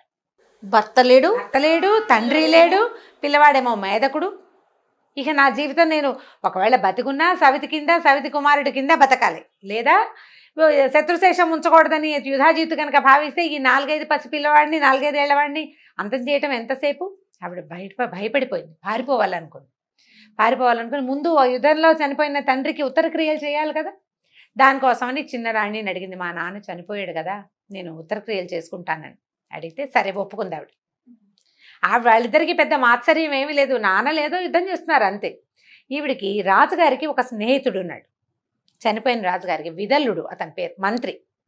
ఆ మంత్రి ఈ మనోరమాదేవి రాజ్యం అంటే ఆవిడ పుట్టిన ఊర్లకి దగ్గరలో ఊళ్ళవాడనమాట. మన పుట్టింటికి సంబంధించిన వాడంటే మనకు ఒక స్నేహం ఉంటుంది సహజంగా. ఆ విదల్లుండి పిలిచింది, మా నాన్నకు ఉత్తర క్రియలు చేద్దాము, ఈ పిల్లాడిని ఏం చేయాలి, నేనేం చేద్దామంటే అమ్మ పారిపోదామమ్మా అన్నాడు అతను. ఆ విదల్లుడు ఏంటంటే కొంచెం తృతీయ ప్రకృతిలాగా కనపడతాడు, పురుషుడైనా కూడా కొద్దిగా స్త్రీ రూపం, సుకుమారంగా ఉంటాడు. దాంతో అతనితో ఈవిడికి స్నేహం ఉంది కొంత. ఒక పిల్లాడిని ఎత్తుకుని తిప్పే దాదిని ఈ విదల్లుణ్ణి తోడు తీసుకుని నాన్నకు ఉత్తర క్రియలు చేసి అట్టించట్టే పిల్లాడిని ఎత్తుకుని పారిపోయింది రాణిగారు. ఇక్కడ లేదు. ఈ యుద్ధం అంతా పరిసమాప్తం చేసుకుని ఆ రాజుగారి సైన్యాన్ని అంతా స్వాధీనం చేసుకుని మనోరమాదేవి తండ్రి రాజ్యాన్ని కూడా స్వాధీనం చేసుకున్నాడు లీలావతి దేవి తండ్రి యుధాజిత్తు. ఇంటికి వచ్చి రాజ్యంలో చూసుకుంటే రాణిగారు లేదు, పెద్ద రాజకుమారుడు లేడు. ఏమైపోయారంటే ఉత్తర క్రియలు చేస్తానంటే వెళ్ళింది, పంపానన్నారు. ఉత్తర క్రియలు అయ్యేపోయినాయి. తర్వాత రాణిగారు పత్తాలేదు. ఇక వెతకటం మొదలుపెట్టారు. ఏంటంటే శత్రుశేషాన్ని ఉంచకూడదు. రాజ్యానికి రాజు కావలసిన వాడు ఒకడంటూ ఉంటే ప్రజలకి ఎప్పుడూ పెద్ద కుమారుడి మీద ఉంటుంది, అది తీసేయాలి. ఈయన ప్రయత్నం చేయటం మొదలుపెట్టాడు. ఈ పారిపోయిన ఈవిడ విదల్లుడు ధాత్రితో కలిసి ఎక్కడికో దిగంతాలకి పారిపోయి ఈ అయోధ్య నగరం నుంచి ఇంచుమించు కాశీ దాకా వెళ్ళిపోయింది ఆవిడ. వెళ్తే అక్కడ భరద్వాజ మహర్షి ఆశ్రమానికి చేరుకుంటే ఈ మేధకుడైన పిల్లవాడు, ఒక దాసి, ఒక కాస్త మెత్తగా కనపడే మంత్రితోటి తన దగ్గరకు వచ్చిన ఈ రాణిగారికి భరద్వాజ మహర్షి ఆశ్రయం ఇచ్చాడు. ఆశ్రమంలో ఉండమన్నాడు. ఉండమంటే అంత మహారాణి పాపం, రాజుగారి పట్టపురాణి అంటే సింహాసనం మీద కూర్చోగలిగే ఆవిడ ఈ కుమారుణ్ణి బతికించుకోవడం కోసం ఇంకా ఆవిడ అక్కడ ఉండిపోయింది. రోజులు గడుస్తున్నాయి. యుధాజిత్తుకి ఇక తెలిసిపోయింది రాణిగారు ఇక్కడ ఉంది అని. ఆయన భరద్వాజ ఆశ్రమానికి మీదకి ఆశ్రమం మీదకి దండెత్తిరాల. అప్పట్లో ఋషి ఆశ్రమాలని దండెత్తటము, వాటిని ఏదైనా చేయటము అలాంటి ప్రక్రియలకి పూనుకునేవాళ్ళు కాదు. దానికి దగ్గరలో ఉన్న ఒక రాజ్యంలో విడిది చేసి భరద్వాజుడికి కబురు చేశాడు, నీ దగ్గరున్న ఈ మనోరమాదేవిని ఆ పిల్లాడిని నాకు అప్పచెప్పమని. భరద్వాజుడు శతవిధాలా నేను అప్పచెప్పను అనేసాడు. అప్పచెప్పను, ఆ అమ్మాయికి సహాయం లేదు, ఆవిడికి రాణిగారికి సహాయం లేదు, తండ్రి లేడు, భర్త లేడు, అబల. ఆవిడేం చేస్తుంది? నువ్వు ముందొచ్చుంటే ఏం చేసేవాడినో, ఆమె ముందొచ్చింది. పైగా పిల్లవాడు మేధకుడు, ఋషాశ్రమంలో పెరుగుతాడు, మెల్లిగా ఋషి అయిపోతాడు, నీకేం అడ్డం రాడు. కాబట్టి నువ్వు ఈ ప్రక్రియ మానుకోమని ఆయన భరద్వాజుడు యుధాజిత్తుని వెనక్కి పంపించేశాడు. కానీ వాళ్ళ దృష్టి మాత్రం ఇక్కడ ఉంది. ఈ పిల్లాడు ఏదో ఆశ్రమంలో అందరితో పాటు తిరుగుతూ ఆడుకుంటూ ఉండేవాడు. కొంచెం 5-6 సంవత్సరాలు వచ్చినాయి. ఒకరోజు ఏమైందంటే ఈ ఆశ్రమంలో పిల్లలందరూ ఆడుకుంటున్నప్పుడు సంస్కృతంలో మాట్లాడుకుంటారు. ఈ మాట్లాడేటప్పుడు ఈ తృతీయ ప్రకృతిలాగా కనపడతాడని చెప్పాను కదా విదల్లుడు మంత్రి. క్లీబా అంటే నపుంసకుడు, తృతీయ ప్రకృతి అని అర్థం. ఒక 14-15 సంవత్సరాల పిల్లాడు అటు వెళ్తూ ఈ విదల్లుడిని చూసి క్లీబ్ అన్నాడు. ఎక్కిరింతగా, పిల్లలకి అలాంటి లక్షణం ఉంటుంది చూడు. ఆ ఎక్కిరింతగా అన్న ఆ క్లీబ్ పదము ఈ పిల్లాడికి, మన సుదర్శనుడికి క్లీమ్ లాగా వినపడింది. తమాషా సౌండ్, క్లీమ్ అనేసరికల్లా ఎలా ఉంటుంది, కీచుమన్న ఒక శబ్దం వస్తుంది. అది తలుచుకోవటం మొదలుపెట్టాడు అబ్బాయి. పిల్లలకి అట్లా ఉంటుంది కదా, ఏదైనా ఒక పదాన్ని పడితే వదిలిపెట్టరు. ఓ చిన్న చిన్న శబ్దాలు కూడా అంటాం, ఎంతసేపు చిచ్చి అంటుంటారు. నాలుగుతో ఊళ వేయటం, మనం వద్దని చెప్పినా మానరు. ఒకసారి వచ్చిందా ఇక మన భూ అంటుంటారు, మానరు. ఇంకా ఈ పిల్లాడు ఆ క్లీమ్ అని పట్టుకున్నాడు. పైకి అనేవాడు కాదు, ఎంతసేపు క్లీమ్ క్లీమ్ క్లీమ్ అని తలుచుకుంటూ ఉండేవాడు. మనం 4-5 సార్లు క్లీమ్ క్లీమ్ అని చూడండి, ఎవరికి వాళ్ళు అనుకోండి. ఈ కథ వినేవాళ్ళు 2-3 సార్లు అనగానే ముక్కు ఈ ప్రాంతము ఏదో ఒక వైబ్రేషన్కి గురవుతున్నట్టు తెలుసు. నేను 3 సార్లు అంటేనే నాకు తెలిసింది. క్లీమ్ అనేది కామరాజ బీజం, అమ్మవారి బీజాక్షరం. రటనగా అనయ సరికల్లా అందులో నుంచి ఒక పాజిటివ్ ఎనర్జీ వైబ్రేషన్స్ వచ్చేస్తాయి బయటికి. చిన్న పిల్లాడు ఇక అదే. పైగా అన్న కొందికి ఒక ఉద్విగ్నత, ఒక ఉద్రేకం వస్తుంటుంది లోపల. అనుకుని చూడండి, మనం ఓంకారం చేస్తామా, పదే పదే ఓంకారం చేస్తే మెదడు తెరుచుకుపోతున్నట్టుగా అనిపిస్తుంది మనకి. ఓంకారం చేసే, ప్రణవాక్షరం చేసే అలవాటు ఉన్న వాళ్ళు అసలు మానరు. ఎందుకంటే ఈ ప్రణవోపాసన ఎంత ఉత్సాహాన్ని, ఎంతో ప్రశాంతతని ఇస్తుంది. మనం స్తోత్రాలు శ్లోకాలు చదువుకుంటామా, చదువుకుంటుంటే మనకు ఒక ప్రశాంతత వస్తుంటుందా? అలవాటైతే మానలేకపోతాం. ఈ బీజాక్షరాల ప్రభావం అలాంటిది. ఈ పిల్లాడు ఆ క్లీం బీజాన్ని పట్టుకున్నాడు. ఇక అదే అదే అదే అదే అనగా అనగా అనగా అనగా వాడి మేధకుడుగా ఉండే వాడి బుద్ధి వికసించడం మొదలుపెట్టింది. వాడి లోపల చిక్కుముడులుగా ఉన్నటువంటి శక్తి ప్రసారం అన్ని పక్కలకి బ్రెయిన్లోకి ప్రసరించడం మొదలుపెట్టింది. మాటలు సరిగ్గా రాని పిల్లలకి ఇలాంటిది ఏదైనా ఒక బీజాక్షరాన్ని కనుక నేర్పిస్తే వస్తాయని దేవి భాగవతంలో చెప్పబడింది. ఈ చెప్పుకోగా ఈ పిల్లాడు క్రమంగా ఎలాంటి బుద్ధి కుదిరిక వచ్చిందంటే ఏ చూస్తే అది నేర్చేసుకుంటాడు. వీడు మేధకుడు అన్న ధ్యాస పోయింది. ఆశ్రమంలో ఉన్నాడు కదా, భరద్వాజ ఆశ్రమంలో. ఆ వయసు రాజకుమారులకి ఎలాంటి విద్యలు నేర్పాలో అవన్నీ నేర్పబడ్డాయి అతనికి. సాధారణంగా అక్కడ ఒక పిల్లాడు ఉన్నాడు, అందరూ చదువుకుంటారు, వాడు కూడా వాళ్ళతో పాటు వేదం చదువుకుంటాడు. రాజకుమారుడు క్షత్రియోచితమైన ఉంటే బాణం వేయటాలు అవి ఇవి నేర్పించారు. యుద్ధం చేయటం కోసం కాదు, సాదాగా జరిగింది. ఈ నేర్చుకుంటున్న విద్యకి ఈ బీజాక్షరపు తాలూకు ప్రతిభ తోడైపోయింది. దాని ప్రభావం తోడయి వీడికి విపరీతమైన బుద్ధి వికాసం కలిగింది. అబ్బాయికి ఒకనాడు అతనికి గరుడారూఢుడుగా ఉన్నటువంటి అంటే గరుత్మంతుణ్ణి అధిరోహించిన వైష్ణవి శక్తి అతని కళ్ళ ముందు ప్రత్యక్షమైపోయింది. అమ్మవారు క్లీం బీజం వైష్ణవ శక్తి బీజం అన్నమాట. కామరాజ బీజం అంటారు, కోరిన కోర్కెలు తీర్చే బీజాక్షరం. ఇప్పుడు కూడా మనకి అలాంటిది లభిస్తుందా అంటే భాగవతంలో చెప్పబడింది. ఇప్పుడు పిల్లవాడి గురించి చెప్పుకుంటున్నాం మనం. అతనికి ఏమీ తెలియదు, అమాయకుడు. ఇది బీజాక్షరం అని, దీన్ని ఇలా చెయ్యాలని, గురుముఖత తీసుకోవాలని ఏమీ తెలీదు. ఒక అమాయకపు బుద్ధికి దొరికిన ఆ అక్షరాన్ని అతను రటనగా చేయటం వల్ల భగవంతుడు అతనికి ఆ బుద్ధి వికాసాన్ని కలగజేశాడు. నేను కూడా క్లీన్ చేస్తాను అంటే మనకు అట్లా రాకపోవచ్చు, ఎందుకంటే ఇది విధానం కాదన్న మనకు తెలుసు. గురుముఖత తీసుకోవాలి, దీనికి నిష్ఠా నియమం కావాలి, విధి విధానానికి అవగాహన ఉన్నవాడికి అవగాహన ప్రకారం మొత్తం చేస్తేనే నీకు ఆ బుద్ధి వికాసం కలుగుతుంది. ఏ అవగాహన లేదు, కేవలం బీజాక్షరమే దొరికింది. ఆ బీజం వల్ల అతనికి అట్లాంటి బుద్ధి వికాసం కలిగింది. అమ్మవారి శక్తి అతనికి కనిపించేసరికి ఇంకా పవర్ శక్తులు పెరిగిపోయాయి అబ్బాయిలో. ఒక ధనుస్సు, కొన్ని తూణీరాలు, కొన్ని బాణాలు దొరికినాయి నది ఒడ్డున. ఆవిడ వదిలిపెట్టింది అతని కోసం. అక్షయ తూణీరాలు తీసిన కొద్దీ వస్తూనే ఉంటాయి అందులో నుంచి. బాణాలు తీసేస్తారు, మన సినిమాల్లో చూస్తుంటామో అన్నీ తీస్తాడు, మళ్ళీ ఎలా వచ్చాయని ప్రశ్న వస్తూ ఉంటుంది. అక్షయ తూణీరము అనేది ఒక మంత్రం.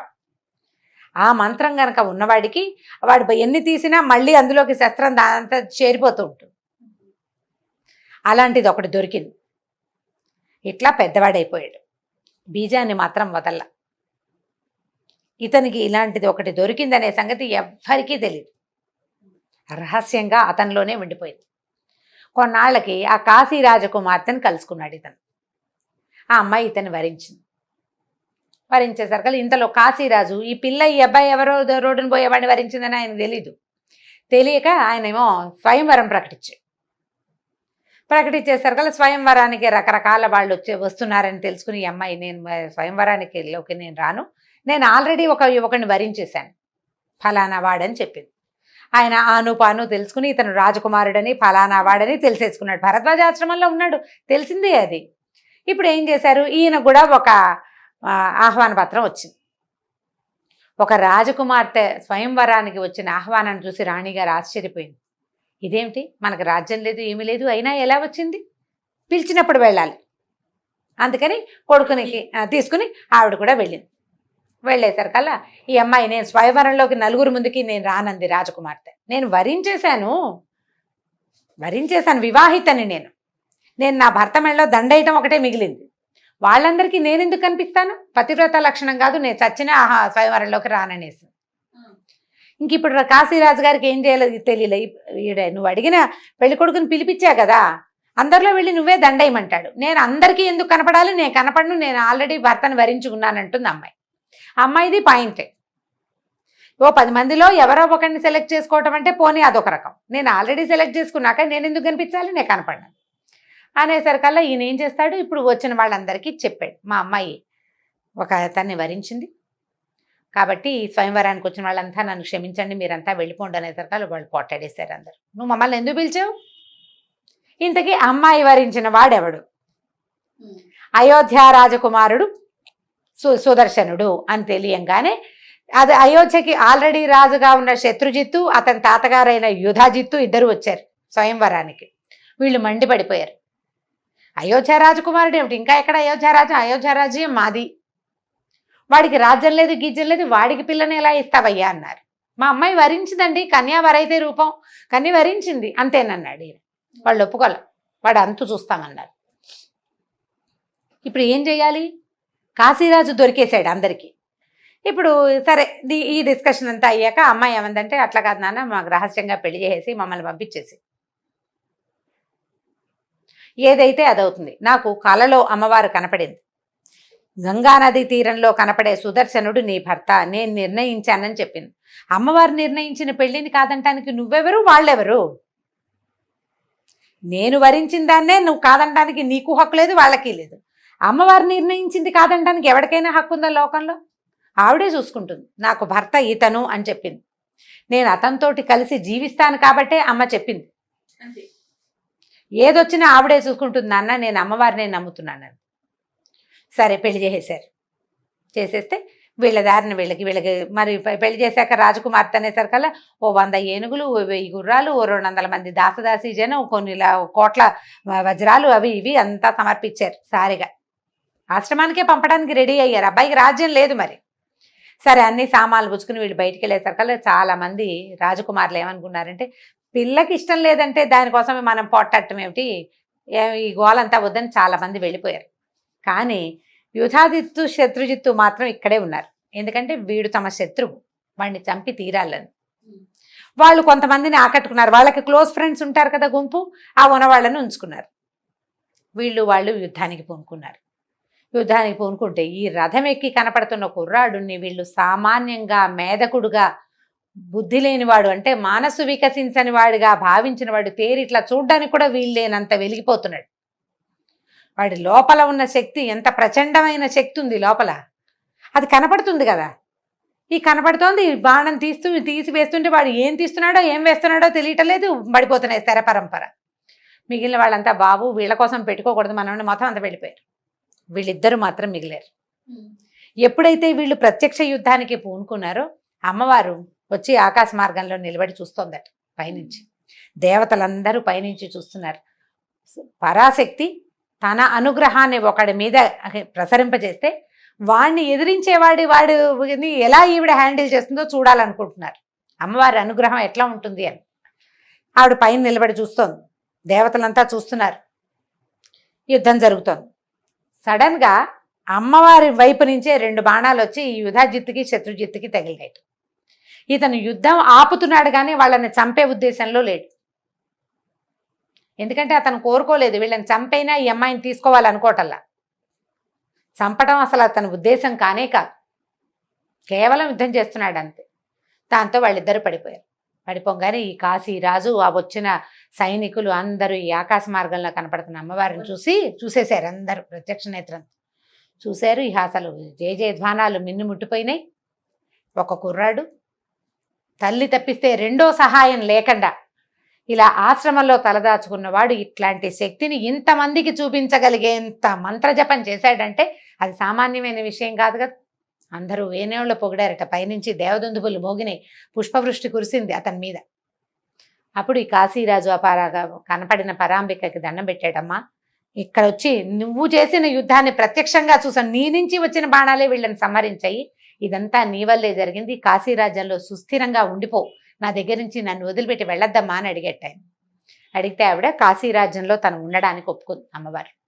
అమ్మవారు ఆనాడు చేసిన యుద్ధానికి ప్రతీకగానే అంబికా ఆలయం ఒకటి కాశీలో ఏర్పడిందట. ఇప్పుడు అయోధ్య నగరానికి రాజైన శత్రుంజయుడు మరణించాడు. తాత సపోర్టు పోయింది. ఇప్పుడు ఆ 2 నగరాలు ఎవరివి? గెలిచిన వాడిది. సుదర్శనుడు తన తల్లిని భార్యని తీసుకుని అయోధ్య నగరానికి బయలుదేరి అంబికని తనతోటి రమ్మని అడిగాడు. అయోధ్యలో కూడా నీ పీఠాన్ని ఏర్పరచు, నువ్వు నాతో పాటు ఉండమని. అప్పుడు ఇక్కడ అంబికా పీఠం ఏర్పడ్డాక ఇతనితో పాటు అమ్మవారు అయోధ్య నగరానికి కూడా వెళ్ళి అక్కడ కూడా అమ్మవారి పీఠం ఏర్పడింది. ఈ అయోధ్య, కాశీ ఇవి 2 కూడా అమ్మవారి తాలూకు ప్రత్యక్ష నిదర్శనాలు. ఆమె అక్కడ నివసించింది అని చెప్పడానికి దేవి భాగవతమే సాక్ష్యం. ఇక్కడ అంబికాదేవిగా కదండి, అంబికే. కాశీలోనూ అంబికాదేవి, అయోధ్యలోనూ అంబికే. అంబికా రూపంతో వెలిసింది. ఆ తర్వాత సుదర్శనుడు తన రాజ్యానికి వెళ్ళిపోయాడు. తన తల్లి పినతల్లితో సహా భార్య శశికళతో కలిసి చాలా కాలం పాటు అయోధ్య నగరానికి రాజుగా ఉన్నాడు. చాలా గొప్ప పేరు తెచ్చుకున్నాడు. కామరాజ బీజం అంత పనిచేస్తుంది. అక్షరాన్ని సజావుగా పలకటం వల్ల దానికి ఉన్న శక్తి మనకి తోడుగా నిలుస్తుంది. అందుకని ఒత్తులు మానేయద్దు. హల్లులు పొల్లులు అకార ఓకారాలు ఏవి ఎలా అనాలో అట్లా తప్పకుండా అనాలి. లాకి అలాకి తేడా తెలుసుకోవాలి. ఏ ఒత్తు ఎక్కడ పెట్టాలో అక్కడ ఖచ్చితంగా పెట్టాలి. విసర్గలు ఉన్న అక్షరాలని పదాలని విసర్గతోటే పలకాలి. సరిగ్గా పలికితే సరి అయిన శబ్దం కనుక ఆ అక్షరంలో నుంచి వస్తే దాని పవరు, దాని తాలూకు పాజిటివ్ ఎనర్జీ మనతో పాటు ఉంటుంది. దానికి తార్కాణమే ఈ కామరాజ బీజపు కథ, సుదర్శన శశికళుల కథ. ఈ సుదర్శనుడి కథ దేవి భాగవతంలోనే చెప్పబడింది. చక్కటి కథ, దసరా రోజుల్లో తలుచుకోవాల్సిందన్నమాట. అద్భుతం. చాలా చాలా చాలా అండి, చాలా బాగుంది కథ కూడాను. మీరు చెప్పినట్లుగా ఒత్తులు పొల్లులు ఎక్కడ పెట్టాలో అక్కడ పెట్టి పలకాలి.